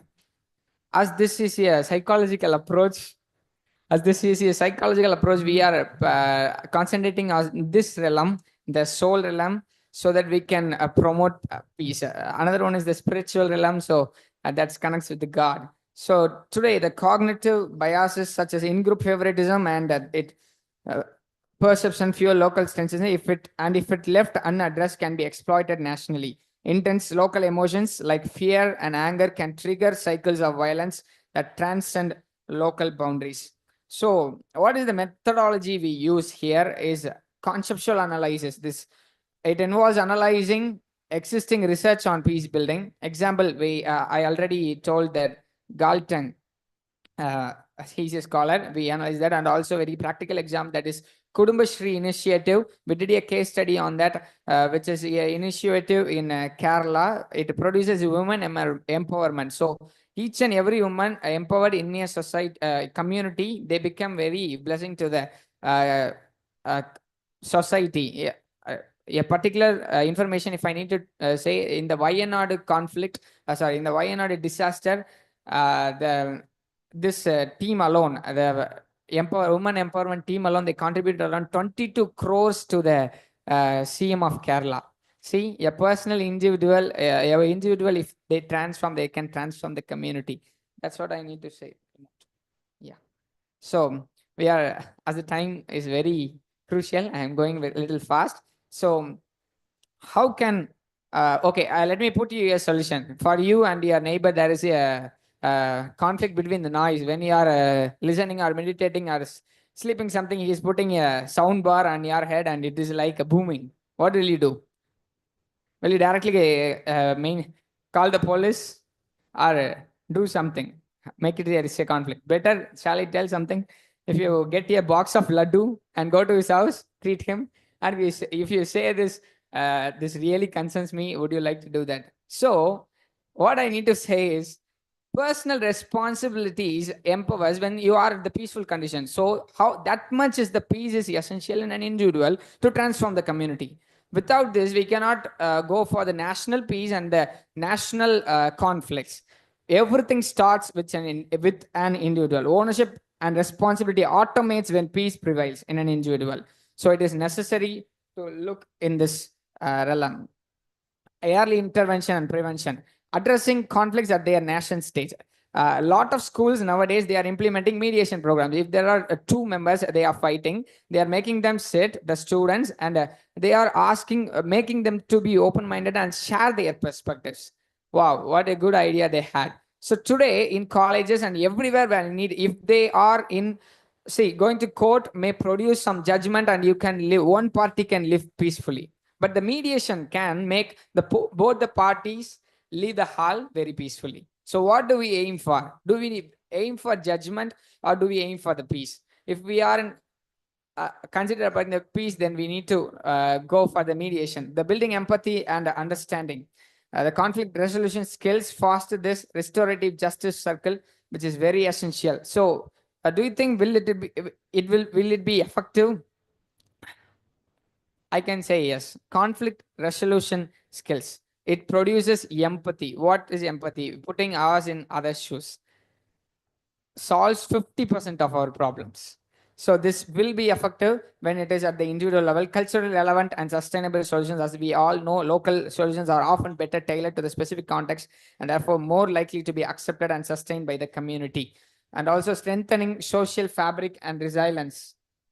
Time's up. Yeah, give me 1 more minute. I'm finishing it. Thank you for the piece. Okay, successful. That's okay. Sorry. I'm so concerned about the paper. Okay, successful conflict resolutions build trust, cooperation, and sense of shared identity, making communities more resilient to the future. So today, the local solutions are better than the community solutions. Why am I saying this? One ruler, they can easily put a rule by saying, asking the one party. But when every parties come together and work for a single matter, there will be a solution that will be coming out of peace. So the peace that cannot be coming out from outside, that cannot be from external. It should come from within. If it is not from within, it will not exist for a longer time. So what is the solution that we are giving? Can you say it right? Yeah. What is the solution we are giving? Today, individual psychological, integrating psychological incomes and outcomes and personal transformation that will bring positive social interactions, belonging, security, purpose, and well-being. So this is a conference where we are looking for a great reconciliation and peace, which is necessary for every individual. When every individuals are in peace, the nation will rest. And when we are in rest, do you know our productivity level? That is the high peak level we will be in productive. So today I want to ultimately emphasize on this one. The internal shift in values and behaviors leads to more compassionate and constructive interactions, creating a ripple effect that contributes to a more peaceful and lovely world. I have lost 6 points. I will tell only the topics. Investing in conflict resolution education. Education is the better thing. Education in schools, that will be the making big changes in the community. For example, in schools, two members, they are fighting over a chicken. We are speaking about the peace, but when we go out, someone stamps, we will be quarreling, right? And we will, if in the biryani, if will be one leg piece left, we will lost our peace.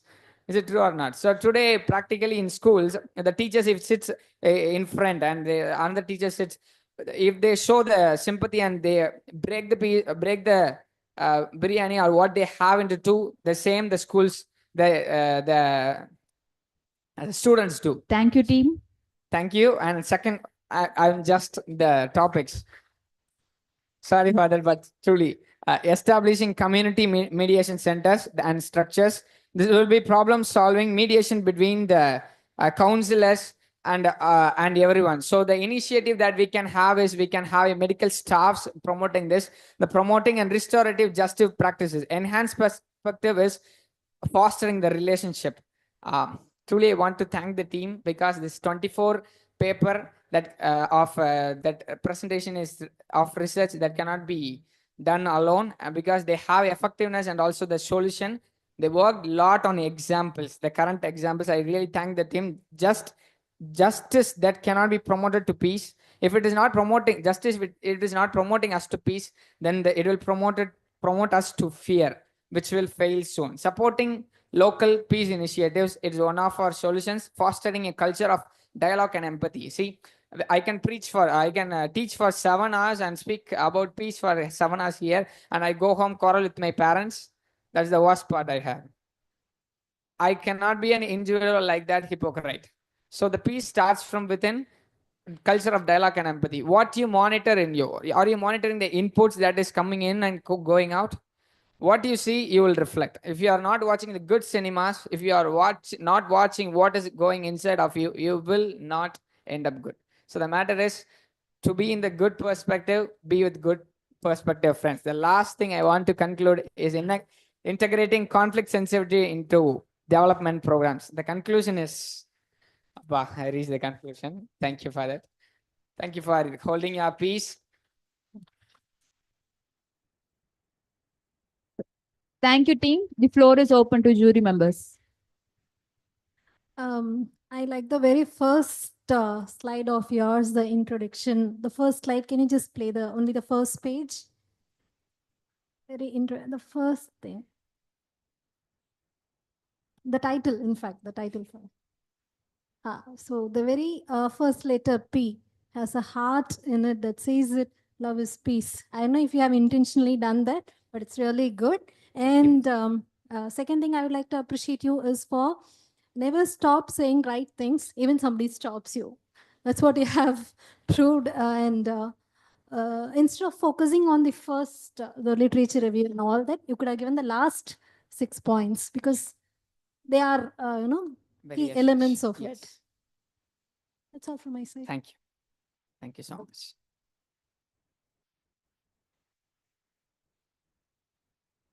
Also, I noticed that since you're using the term psychological approach, so I found that this was deviating from psychological approach per se. You were talking about a lot of other things as well, which are important in this cultivating peace. But specifically when you're focusing towards psychological approach, so the most important thing in conflict zones is psychological first aid, which is given to stop the escalation of conflicts. So include that as well. Thank you, sir. Actually, we have annotated a point that the cognitive approach towards the I did read, I cognitive actually bias. missed the point. The matter is the cognitive bias is like the will, the emotion, and the mindset. If it needs to be faster to be a piece, then we can do a powerful thing. For that, the education and the last 4 points that fosters this. Sorry for leaving that point. Thank you, sir. I think you have done a great job, tremendous job of covering so many things. I think you wanted to say even more things, and I think I really appreciated the effort that you have in relating the content to your peers and classmates and friends. You picked examples that were relevant to your life and to everybody's life. But the question is this: what were you trying to say exactly? And what Kaustubh has also tried to explain to you is psychological approach to conflict resolution. But what you were actually describing is what an individual can do on their level for conflict transformation. Okay. Psychological approach means a lot of different things. You also included community approaches, what Kudumbashree did, what such and such organization did to actually contribute in a difficult situation. Now that was a flood situation that you were describing. Not necessarily a conflict situation. Again, difference. So psychological first aid in a flood situation, very different from psychological first aid in a active war zone or a riot or some other thing. So I think you were trying to include a lot of things in that psychological approach, but you can limit. You can always limit. You can always choose what you care about the most in any presentation, and you will not be judged harshly for it. You can stick to that topic which is closest to your heart. Thank you, ma'am. And lots of research, tremendous research. I looked at certain terms and I think that I will go back and research a little bit more about it. So thank you. Yeah, psychological income was a concept that I was not very familiar with. So I will go back and do my homework. Thank you for that. Good job. Can I add on input? So as you said, the Vayanadu, the Kudumbashree and the personal individual level, it is from a different, more than a psychological approach. So how I core integrated it is one individual in his mind, he's determining that I am ready to promote peace through something. So finance is the biggest barrier to many of them to live. And I'm in healthcare. Many of the people, why do I need to go? I have no money. One of the reasons they say. So how I related that is according to the finance chain, so that it will be good. So what they did, the Kudumbashree initiative means the woman, they empowered personally. So they have the good approach towards the community. Because of the good approach, that is which is a psychological behavior, that is a good attitude, they contributed to the Wayanad thing. So because of that, I put that example there. It's a good example for disaster management. Thank you. I'm just saying that's disaster management. This is conflict resolution. Yeah. Thank you. Thank you. Thank you. Thank you. Thank you, team. Next, we have members from. Oh, sorry. No, it's okay. All right. Let me be very quick. There is one thing we forget before the start of any conflict. Just before we start any conflict, there is one option always available to decision makers that they never exercise or they rarely exercise. That option number one is do nothing. Yeah. I'm serious. Negative. That in any crisis decision making, the first option on the table given to any leader is do nothing. Meaning what? If you do something, you will precipitate it. That's what leads to conflict. So always keep in mind, do nothing. Even in personal life, that's my advice. Thank you so much, sir. Thank you, sir. So next we have members from Department of Management, and kindly request the participants to adhere to the timeline and give everyone a fair chance to present their work.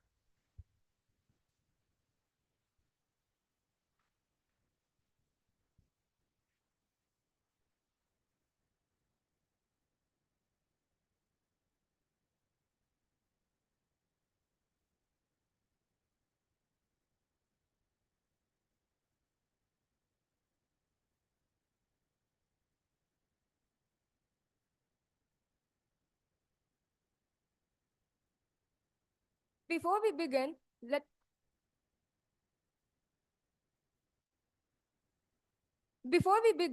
us ask you all a quick question. Have you ever participated or supported any online campaign for any social cause?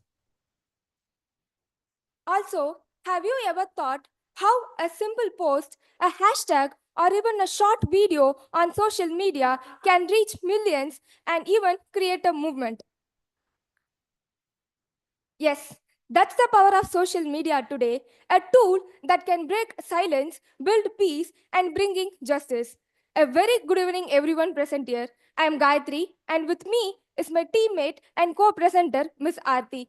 These are my team members, and today we are here to present on a very relevant and powerful topic, the role of social media in promoting peace and justice.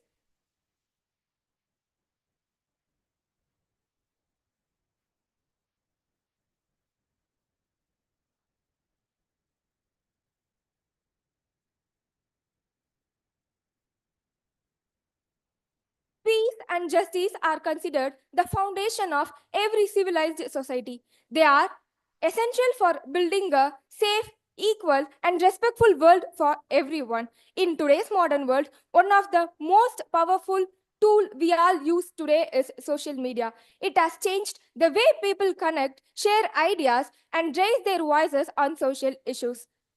For example, over 4.9 billion people use social media across the world today. So this huge reach gives social media a very big role in promoting peace and justice and creating awareness. Now, moving on to the next part of our presentation, digital platforms as catalyst for peace.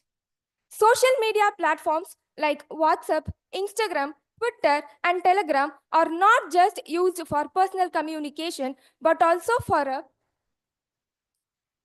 they play a big role in promoting peace. In many NGOs and international organizations, they actively use these platforms for their campaigns, peace talks, and spreading messages of unity. And for example, the United Nations peacekeeping missions actively use Facebook Lives and Twitter Spaces to provide their regular updates and to inform people about their peace efforts happening worldwide. A report also says that 73% of conflict-related awareness actually began on social media platforms like this. Now let's see how social media empowers marginalized voices. There are many people like minorities, refugees, and other communities whose problems not even shown in news or discussed openly. But through social media, they are able to share their stories, struggles, and opinions with the world.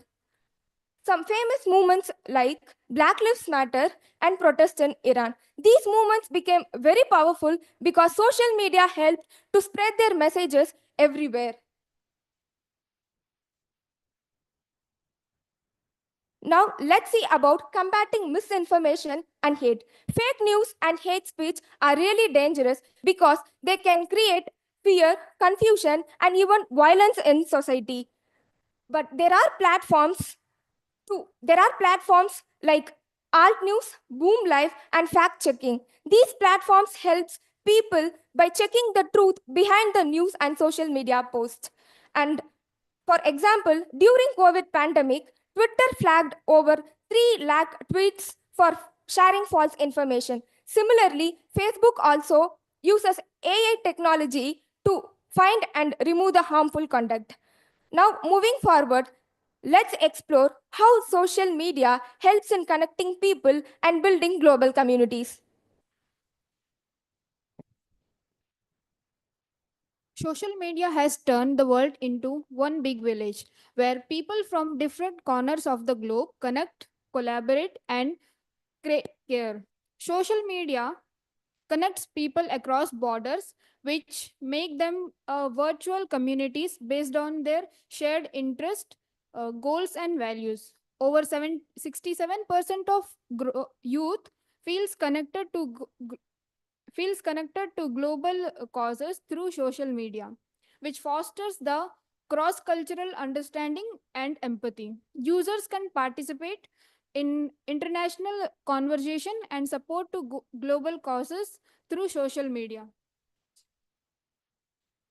With great powers come greater responsibility. Social media can promote peace, but misuse can lead to harm, hate, and division.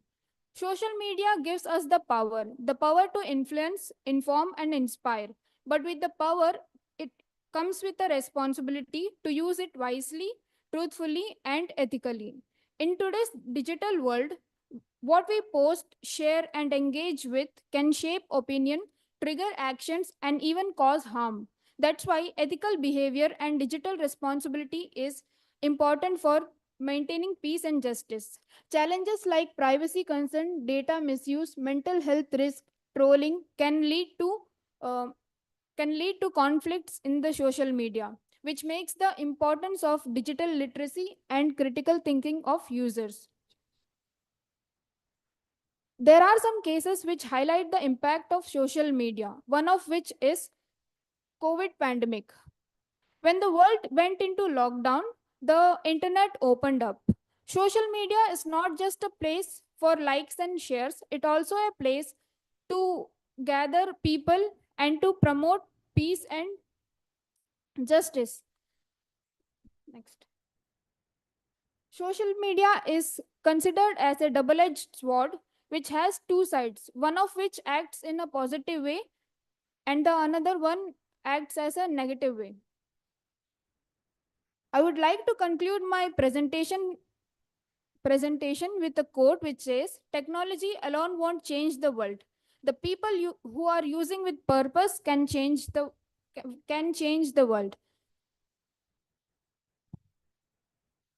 Thank you. We sincerely thank our Dean Sir and HOD Sir for giving this opportunity, and thank you all for your kind attention. Thank you, team. The floor is open to jury members.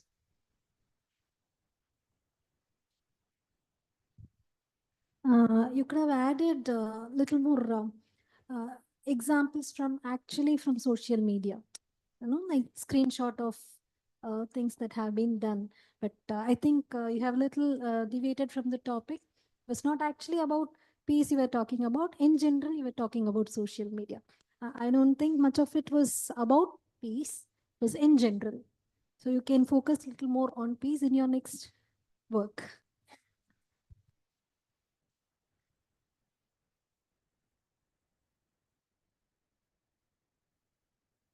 I also have the concern, the similar one that ma'am shared, that specifically we're talking about here promoting peace and justice.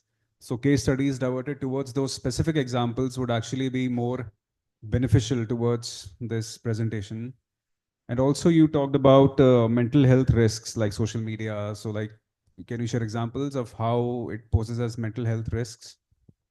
What kind of risks are we facing? In social media, there is a wide platform. So in case anything happens related to any person, or any comment by any person related to any social cause or any religious point, it will trigger people, which leads to conflicts in the social media, and it causes the person mentally in, and it may lead to anxiety or depression.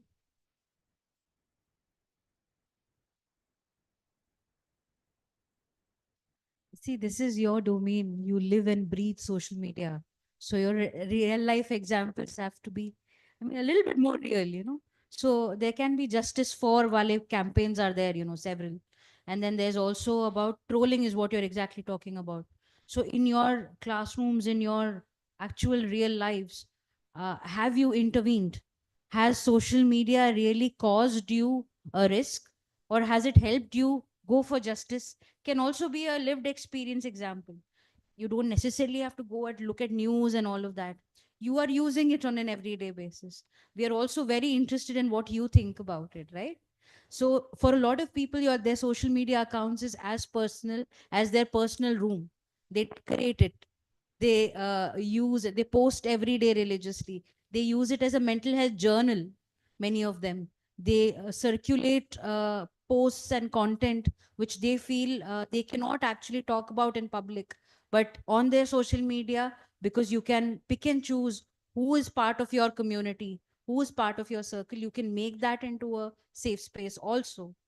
A lot of people use social media to actually address specific activist issues, specific advocacy issues, talk about gender orientation, sexual orientation, their political beliefs, not because they can do that in real life, but because social media makes it possible. So just in your examples, I am sure that you are coming across this content in your feed on an everyday basis actually.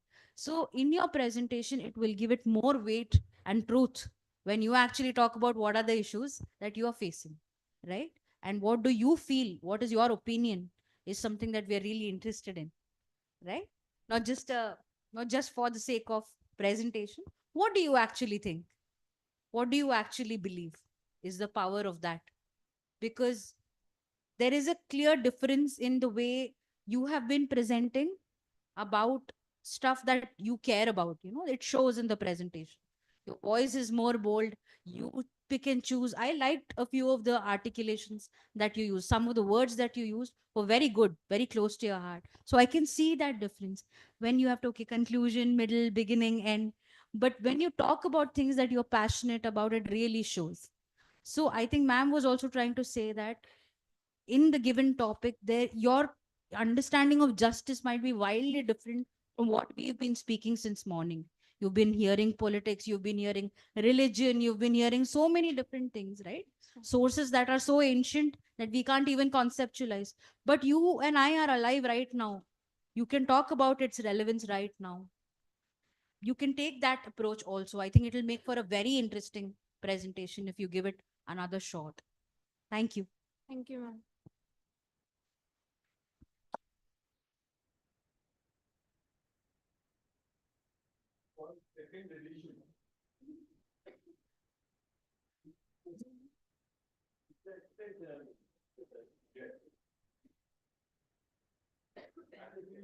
What happens is sometimes Yeah. when you get yeah, what generally happens is you tend to get overwhelmed by the material. That's a danger we do not articulate. We don't know what to highlight, what to ignore, and that is also the challenge. Do you simplify beyond a caricature, for example, or do you leave the complexity just enough so that people are piqued or intrigued? And it is not a good idea to pour all your insights into one fell swoop. That is the, because the people who read it also get overwhelmed, especially if it is very painful and your experiences are very, very, rollful. So I think that you should, as she was saying, you need to keep on working on it. And there is no final answer on such questions, if I may say that, because they are continually evolving problems, and it is your energy and integrity that is most welcome in this dialogue. And I want to congratulate you all for that.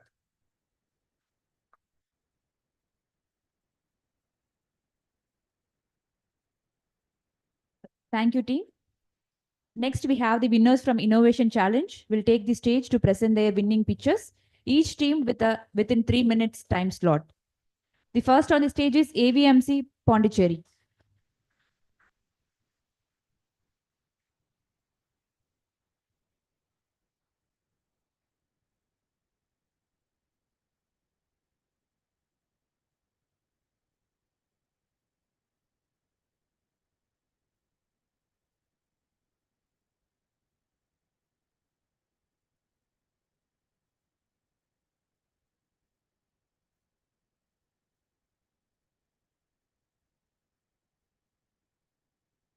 Hello. Good evening, esteemed jury members, the audience, and my peers. With the students wishing to flee soon and the organizers still hoping to finish this on time, I'll try to keep this within 3 minutes, even though it was a 5-minute presentation, but it's okay, we'll finish it on time. So this is, we are basically medical students, and what we have been doing over the last 1 year is partnering up with a college to do something in AI and healthcare. So it is the dawn of AI, and what we as medical students can contribute and can actually take it out of VMRF into the world is what we are all about. So what we did is, first of all, we did a cross-sectional study on AI and healthcare. We contacted with the top 50 medical colleges all over the globe who are doing something in AI. And we understood what is the current state of it and realized the problem statement. Now, the problem statement that we are about to fix is that currently, all over the world, the universities, the higher education system is completely siloed and reactive. Now, we have had some changes in laws and legal policies over the years, the case in point being our new education policy, but all of them are still sort of structural changes that students will have more choice, students will have different ways of assessment, so students can go for more opportunities, and all that is fair, all that is required, all that is warranted. But the true revolution in its sense in education has been pending since the dawn of higher education systems. Now, what we are bringing in is that since the 2022, that is the dawn of agentic AI, we can actually transform and completely digitalize the university experience. Now, what do I mean? Please bear with me for 2 minutes as I explain what I actually mean, because it's a very, very diverse topic. So what we are about to do is, okay, so can you change this? Okay.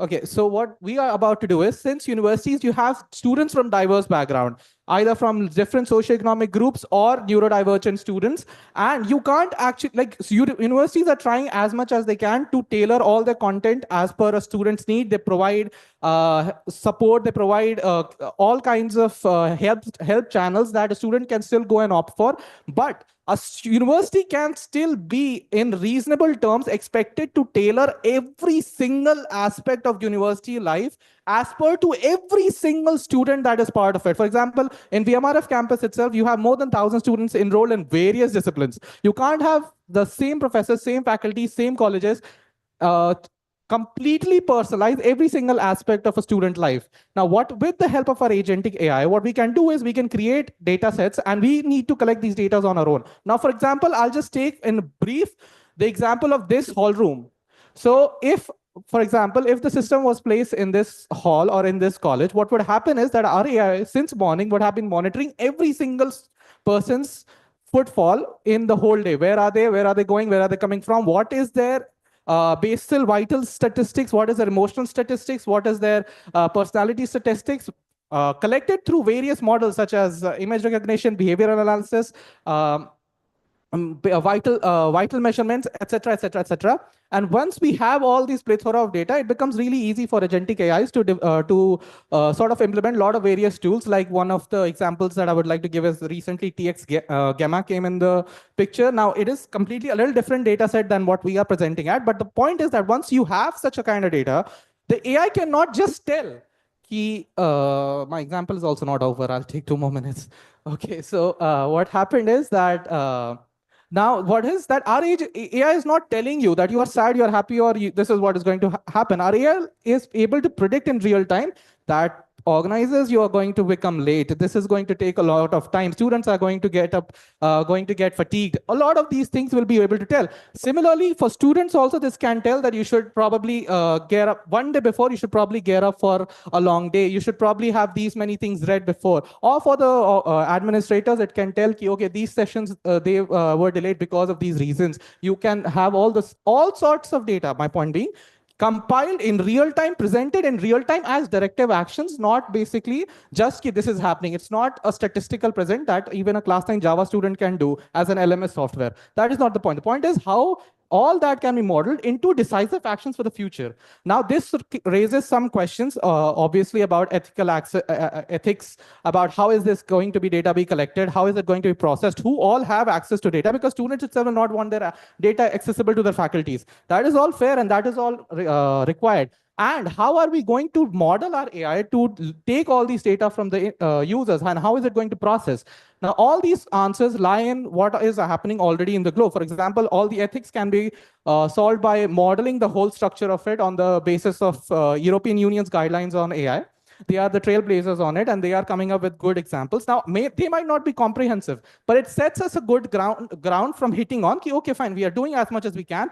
Once it hits the market, and once users point out these are the reasons why I won't be joining, or these are the reasons I will be joining, we can then take into that, we can then take into assimilation. And next, how is my AI going to prompt users to get the data, and how is it going to process? Well, all of that can, again, for example, I'll give the example of landscape.ai, or I'll give the example of Duolingo. So all of these, the owners of them do not know how to speak German, Spanish, or anything. For example, the CEO of Duolingo do not know how to speak German, Hindi, or English all at the same time. What they do is they get experts, they tailor all the content based on recommendations of experts, and then they present it. Same way, when we contacted the top 50 medical colleges and all over the globe who have an AI department in there, they were very much promising in their replies, and they sort of helped us understand where we need to go with it. And the first step to go about it would be to get experts. For example, for the landscape AI, they got psychologists from Duke College of England to tailor their app as to how to get users to give in their emotional feelings out, and how the AI can then help them with it like a psychologist. So that happened with the help of experts, seeing what we are also aiming to do. Now, having talked to the world leaders already in AI, and they have shown promise that what our next step is going to be pilot with a university in once, run a alpha test over there, develop a system and deploy it. And then after that, once we have a project ready, for example, it will take a cohort of students from generation 1, generation 2, generation 3, generation 4, until the graduation, to have the kind of data to be able to model it for the market. And once it is ready, then a beta test in 5 more universities, then a theta test with a complete regional, and then finally, we'll be taking it to the market. So that is all. We had multiple things to talk about, but this is the core concept of it. I'm sorry I took more than the amount of time I was given. And we welcome the questions of the jury members. Thank you so much.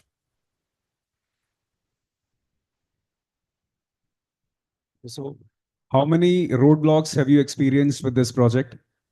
Roadblocks, sir, was just that coming from a medical background, the first roadblock was how much are we actually aware, first of all, to be able to make bold statements. So the roadblock was to spend a year in the field of AI and healthcare, do research, do understanding and learning about what is actually happening in the world, what are the technologies already developed, and can we actually make the claims that we are claiming with the system. That was the first block.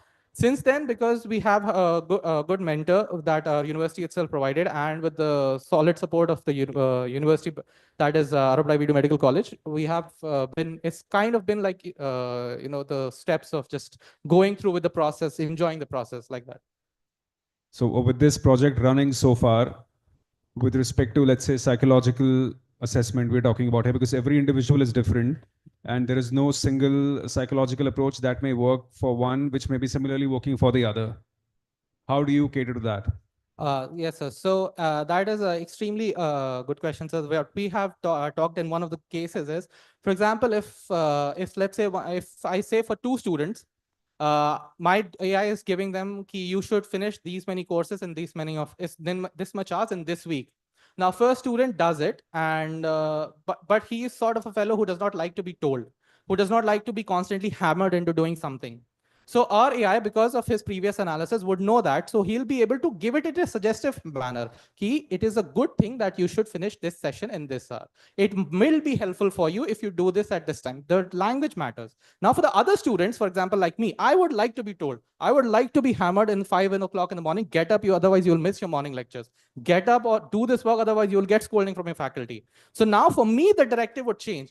You should wake up at 5 a.m. Otherwise, you will miss this sort of things that you have to do. Please wake up on time. Your attendance is already falling short. You must go these classes to make up for it. Now it is more directive with a constant hint of what you might miss out if you don't follow through. So this is just an example of how 2 different students from 2 different backgrounds will be given the same information, but in a personalized manner, so that 2 different students can use it to their boast being, without being that sort of having that restrictiveness, can being told to do something. So that is the answer here. You see, challenges may be the same for everyone, but how we act upon it is different for everyone. Again, it's not like one size fits all. Correct, sir. So even if somebody is being hammered or suggested in a way by AI, that could also have mental health implications on the person. Correct, sir. In long run also. Correct, sir. But this example that I'm giving you is in C2. This is just very like boiled down to core concept. Now, this will be ventured out into so many things that I can't cover up in the next few minutes, or cannot be talked about, because an AI will know exactly what is the student being receptive to, what is he's responding to, what is he not responding to. And all of those can be then channeled. And there is still a possibility that maybe somewhere the AI will falter and the student will be like, no, this is not working out for me. That is the point where we as developers come in, and we have to keep taking feedback from the first 4 generation or first 5 generation students. What did not work out for you? Where did the app lost interest for you? And there we have to then make arrangements and get other experts in as to where we failed, what we are not able to see, what is our keyhole perspective, what is that you can bring, and how can we broaden the perspective. So yeah, that is like an ongoing thing that we have to do all the time when we start deploying this system. And what is your opinion on this, that it might enhance dependability on technology rather than coming from a place of scientific inquiry that one should cultivate in their attitude? Okay, so that is the same thing that is, I think, applicable to any new tech that comes in the market. For example, when the smartphone came in, then it became about how can won't the smartphones hamper students' growth, or when the TVs come in, then it became like it's a stupid box, or when the fast food come in, it is going to be. There is always going to be an element of addictiveness and dependability with any of the elements that are being introduced in the society at any point of time. But what matters is how are we going to take care of that, and that is going to be through active feedback system put in place. The AI, we have to, as developers, we have to make sure that our system is designed to not cause dependability. That lot of, like, for example, once we tell you should be taught this, shouldn't the app shouldn't tell you that you need to go here and do this or give ChatGPT responses. Rather than it should let the users speak, you need to go research into this, or this is your topic, so figure it out. The help that faculty can provide a student, that the same help will the app be able, the mentoring will be provided. And once we realize that, okay, in these sorts of ways, we are failing to not be able to keep them from addiction or dependability, there itself we have to then course correct the app. But at the same time, from the perspective of an user, some kind of responsibility also falls on the user, because all of it can't be absolved just to the developers of an app. It's the same thing. Thank you. So it's a very thin line, It's a very thin line, and we have where to draw the line, when to stop, how to stop. Yes, Very thin sir. line. It's like Yes, sir. Absolutely, sir. And it can only come through a practical application of it. Because in theory, we can draw these lines, but in practical, it will get smudged very easily. I really liked your idea because you talked about bridging social inequalities. Okay, so this project costs something to the institution or to your customer. So ultimately, if we are taking it to the rural areas, say for example, I'm not getting into the logistics of it, but if we are to take this, I look at this as a solution to this whole conversation about हमारे school में bench नहीं है, board नहीं है, teacher नहीं है, space नहीं है, etc. etc. Do you see possibilities of doing this not for profit? Is the question. To answer this question, ma'am, so when you pointed out that some people claim that we don't have benches, we don't have chalkboards, we don't have chairs to sit in rural colleges, this question that can you do it for not for profit can't be asked to the manufacturers of the chalkboard or the benches or the other equipments that you just talked about. That morality now falls on the society as to what government is. For example, in rural education, for central universities, the government is funding it. IITs have better technology than other colleges, private colleges, some private colleges as well. Now the government is funding all of it. Now, for the same way, when we go to approach it to the universities, it is up to the university to determine where the cost falls upon. I understand. I'm asking you, is there a possibility that you might, because this is still a college project, which you might take to the market tomorrow, or we are sitting here in a dialogue about peace and justice. So I'm exhorting you to think about the possibilities of making it a not-for-profit Ma'am, the kind of branch. Yes, Okay? ma'am. Otherwise, you will also fall under the government regulations for CSR, and I will come to you for funds. Yes, for providing the same benches and blackboards and books. Correct, ma'am. So, or I can take your technology to those places, because that is equity. That if these students have this technology, because this college gave birth to this technology in a way, can we also think about, there's no mandate, there's no regulation, there's no pressure. I'm asking you to think about a possibility. Well, ma'am, Please do. Never say thank never. You, thank you, team. I think we are really short on time. Thank you. They come all the way from Pondicherry. Give them a big hand. Great job. So we are on to the next participant, the next team.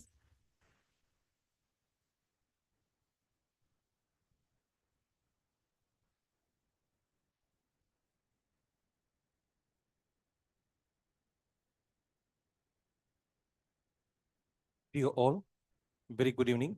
I'm Kugunathan from MASH. So the time is allocated for me is 2 minutes. So I do a 2 minutes presentation. Okay. We have developed a new technology.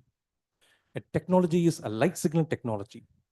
A technology is nothing but an electronic device that provides a solution for a 37 years old problem. So what is a 37 years old problem?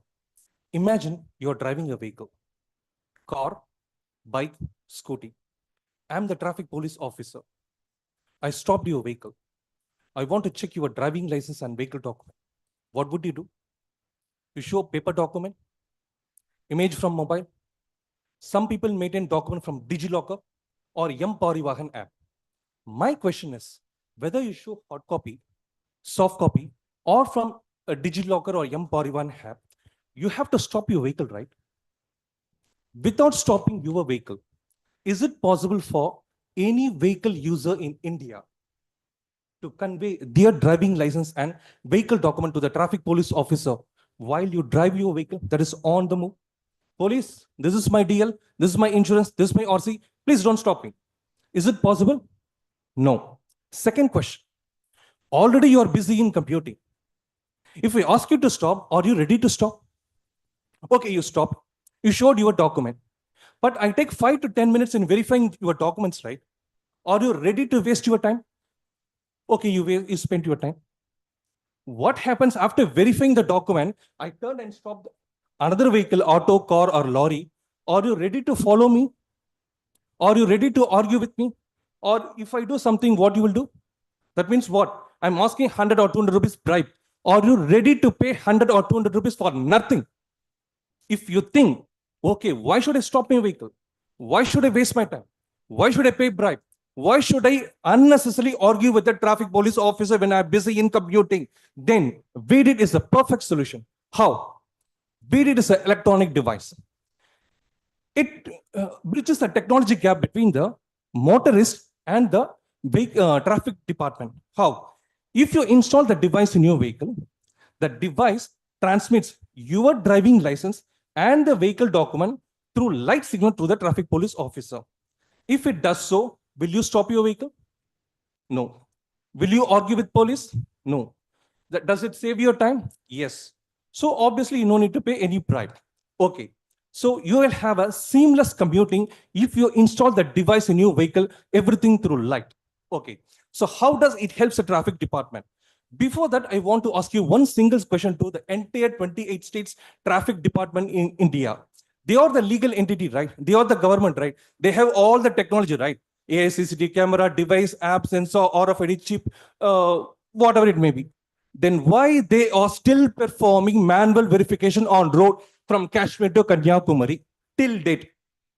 Because information is not readily available through their normal eyesight. They have to depend upon any AI CCTV camera or device. So how our device helps a traffic department? If the device installed in the vehicle, by seeing the device live, they will easily identify the vehicle documents and the driver status by just seeing through normal eyesight without stopping any vehicle, without checking any document, without seeing a CCTV camera, without using any device, app, RFID chip, camera, or sensor. By just seeing through normal eyesight, they will come to know, okay, this vehicle has all the document, go. This vehicle does not have insurance, stop. This vehicle has all the document, but the driver who drives the vehicle is a minor. The driver who drives, he didn't renew the driving license. That is enough. So, thus, we did. It not only helps the 35 crore registered vehicle in India, it also helps the 28 states traffic department. So, one device solution to motorists and the traffic department. Thank you. Thank you, team. Next, we have AVIT. That is the final team for the day.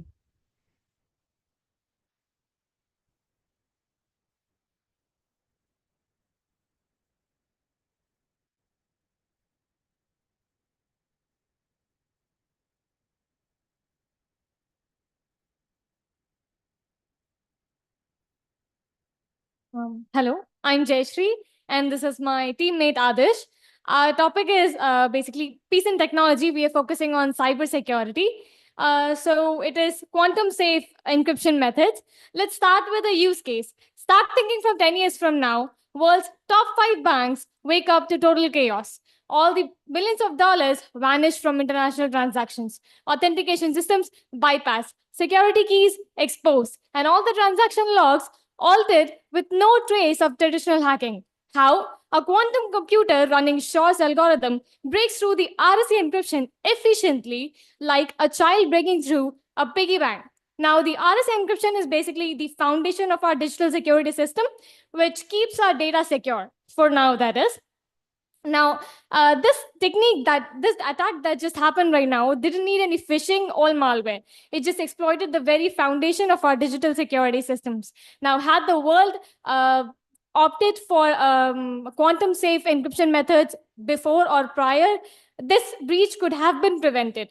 That's the wake-up call we're responding to with our quantum safe cybersecurity framework. Now, you might ask me, why a quantum safe encryption method? While quantum computer itself is not in the mainstream yet.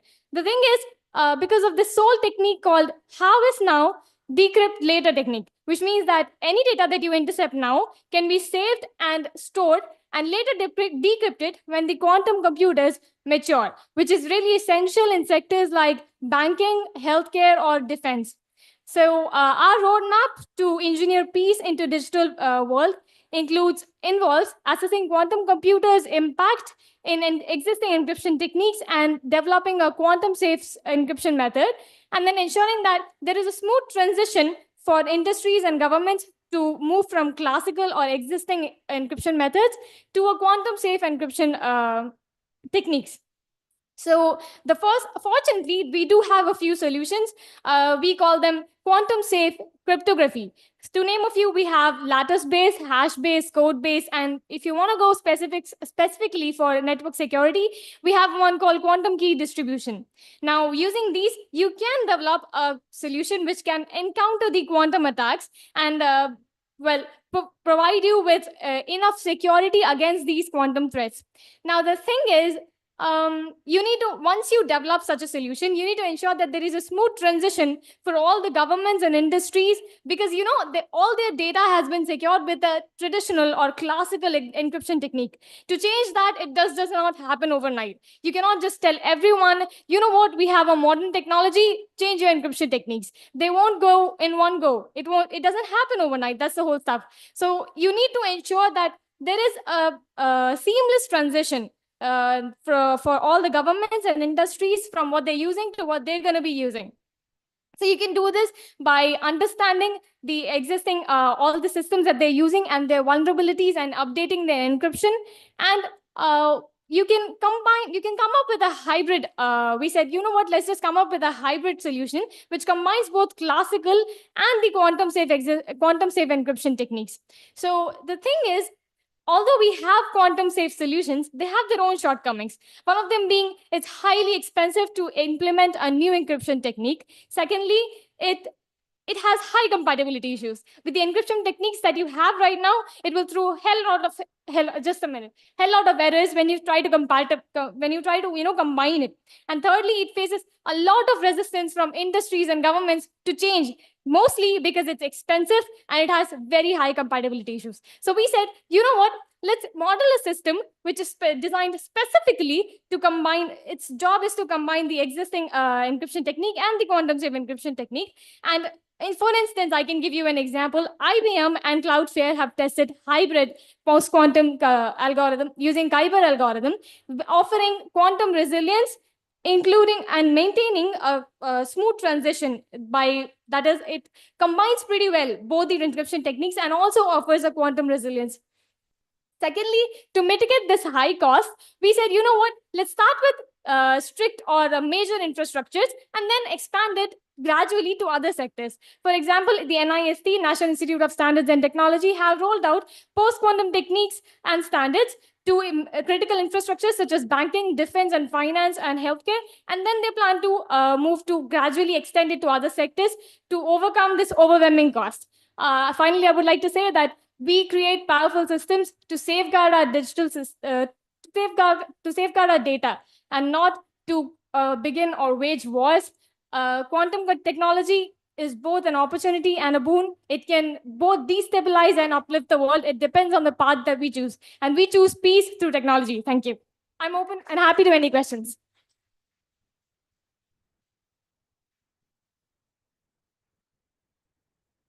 Thank you, team. Thank you all the jury members for your valuable feedback. So now I request Sri Vital Sri Natkarni to provide the summary of the day's proceedings.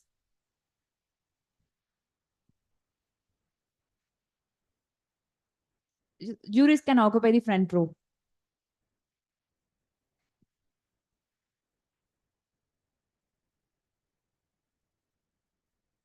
There is such an embarrassment of riches offered by these bright sparks today. And each one of them has such potential that the mind boggles, literally. And as a technology editor, I would be interested in following up every one of these exciting leads. Having said that, I will also say that the dissertations from the ancient scriptures were also brilliant, because they made connections that are generally not found. Like, for example, the verses from the Kathopanishad, which are in the Bhagavad Gita. Now, which came first? We talked about it last time. And we also talked about Madhu Vidya. And Madhu Vidya, to go from the sublime to the ridiculous. Madhu Vidya is related to a preoccupation of journos because they like Madhushala. You know what I mean. But jokes apart, the beauty of the quotations presented by the police chief about Rabindranath Tagore's verses and, God, may God be with you. That was something that I want to bring from our region of Maharashtra to this audience in Tamil Nadu. Because I know there is a Vaishnavite Varkari tradition that is growing in Tamil Nadu. And the saint poets or the bhakti poets are at the forefront. So when he says, may God be with you, there's a beautiful abhang by Sant Tukaram. Jethe zato tethe tu maza sangati. Saravisi hati dharoniya. Wherever I go, you are with me, guiding me. Bolo zata barala. As I am talking, I am rambling. Bolo zata barala. Karisite neeta. But somewhere you are making it all right. And neli laza dhita.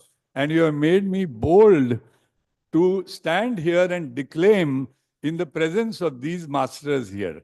So I seek your, pardons for that. And also the names of the masters, Akulananda and Atma Priyananda. Atma Priyananda reminded me of Atmeva Atmano Bandhu, Atmeva Ripuratmana.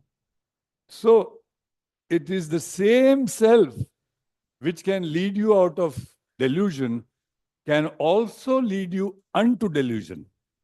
So that brings me to a concluding story, which is from the world of commerce. In 1997, I was invited by Dhirubhai Ambani at his residence, along with 18 other couples. My wife and I were involved.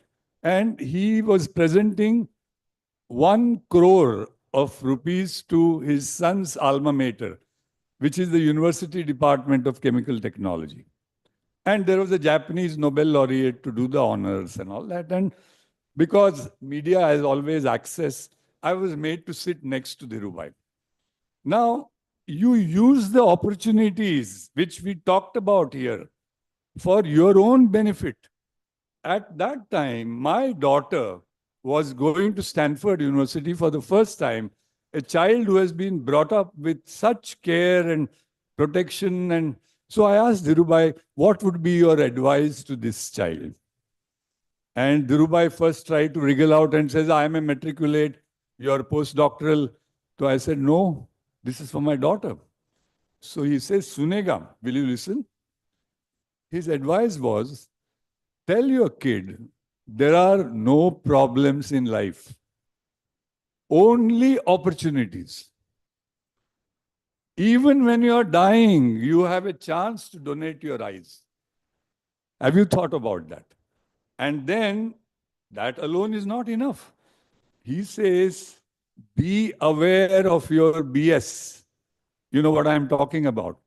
Sometimes we get so involved in our thinking that we think what I am saying is the pramana, that is the end of narrative. Be aware of your bullshit is the one thing. And third, if you want to build great institutions, which I have been admiring here, believe me, I am absolutely zapped by the scale, the care with which things have been created. And believe me, I have worked in 145 countries in academic institutions as well. This ranks among the best. So to do that, how do you do? What do you do? Have the guts to surround yourself with people who are much smarter than you, because they may contribute things that you may not be able to foresee. But leadership and vision remains with you. And that, why does it remain? And why does that not get sullied? Because that involves integrity, satyam.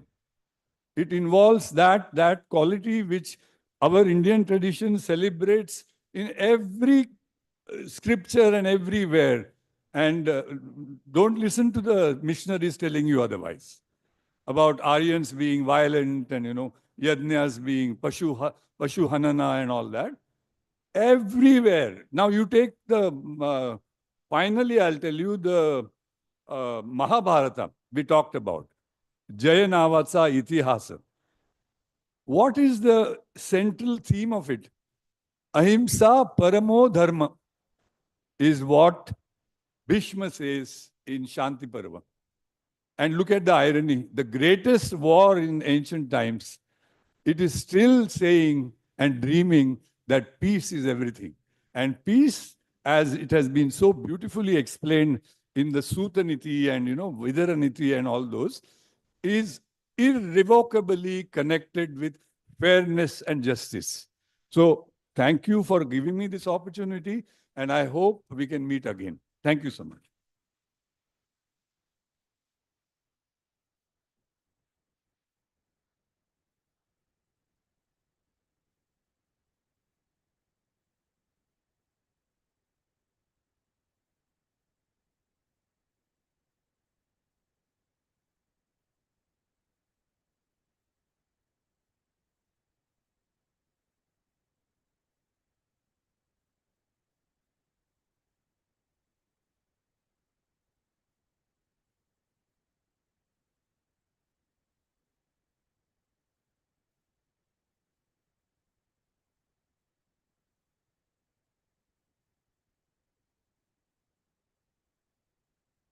Thank you. We had a successful day too. We are closing for the thank you for your patience and attention. Thank you.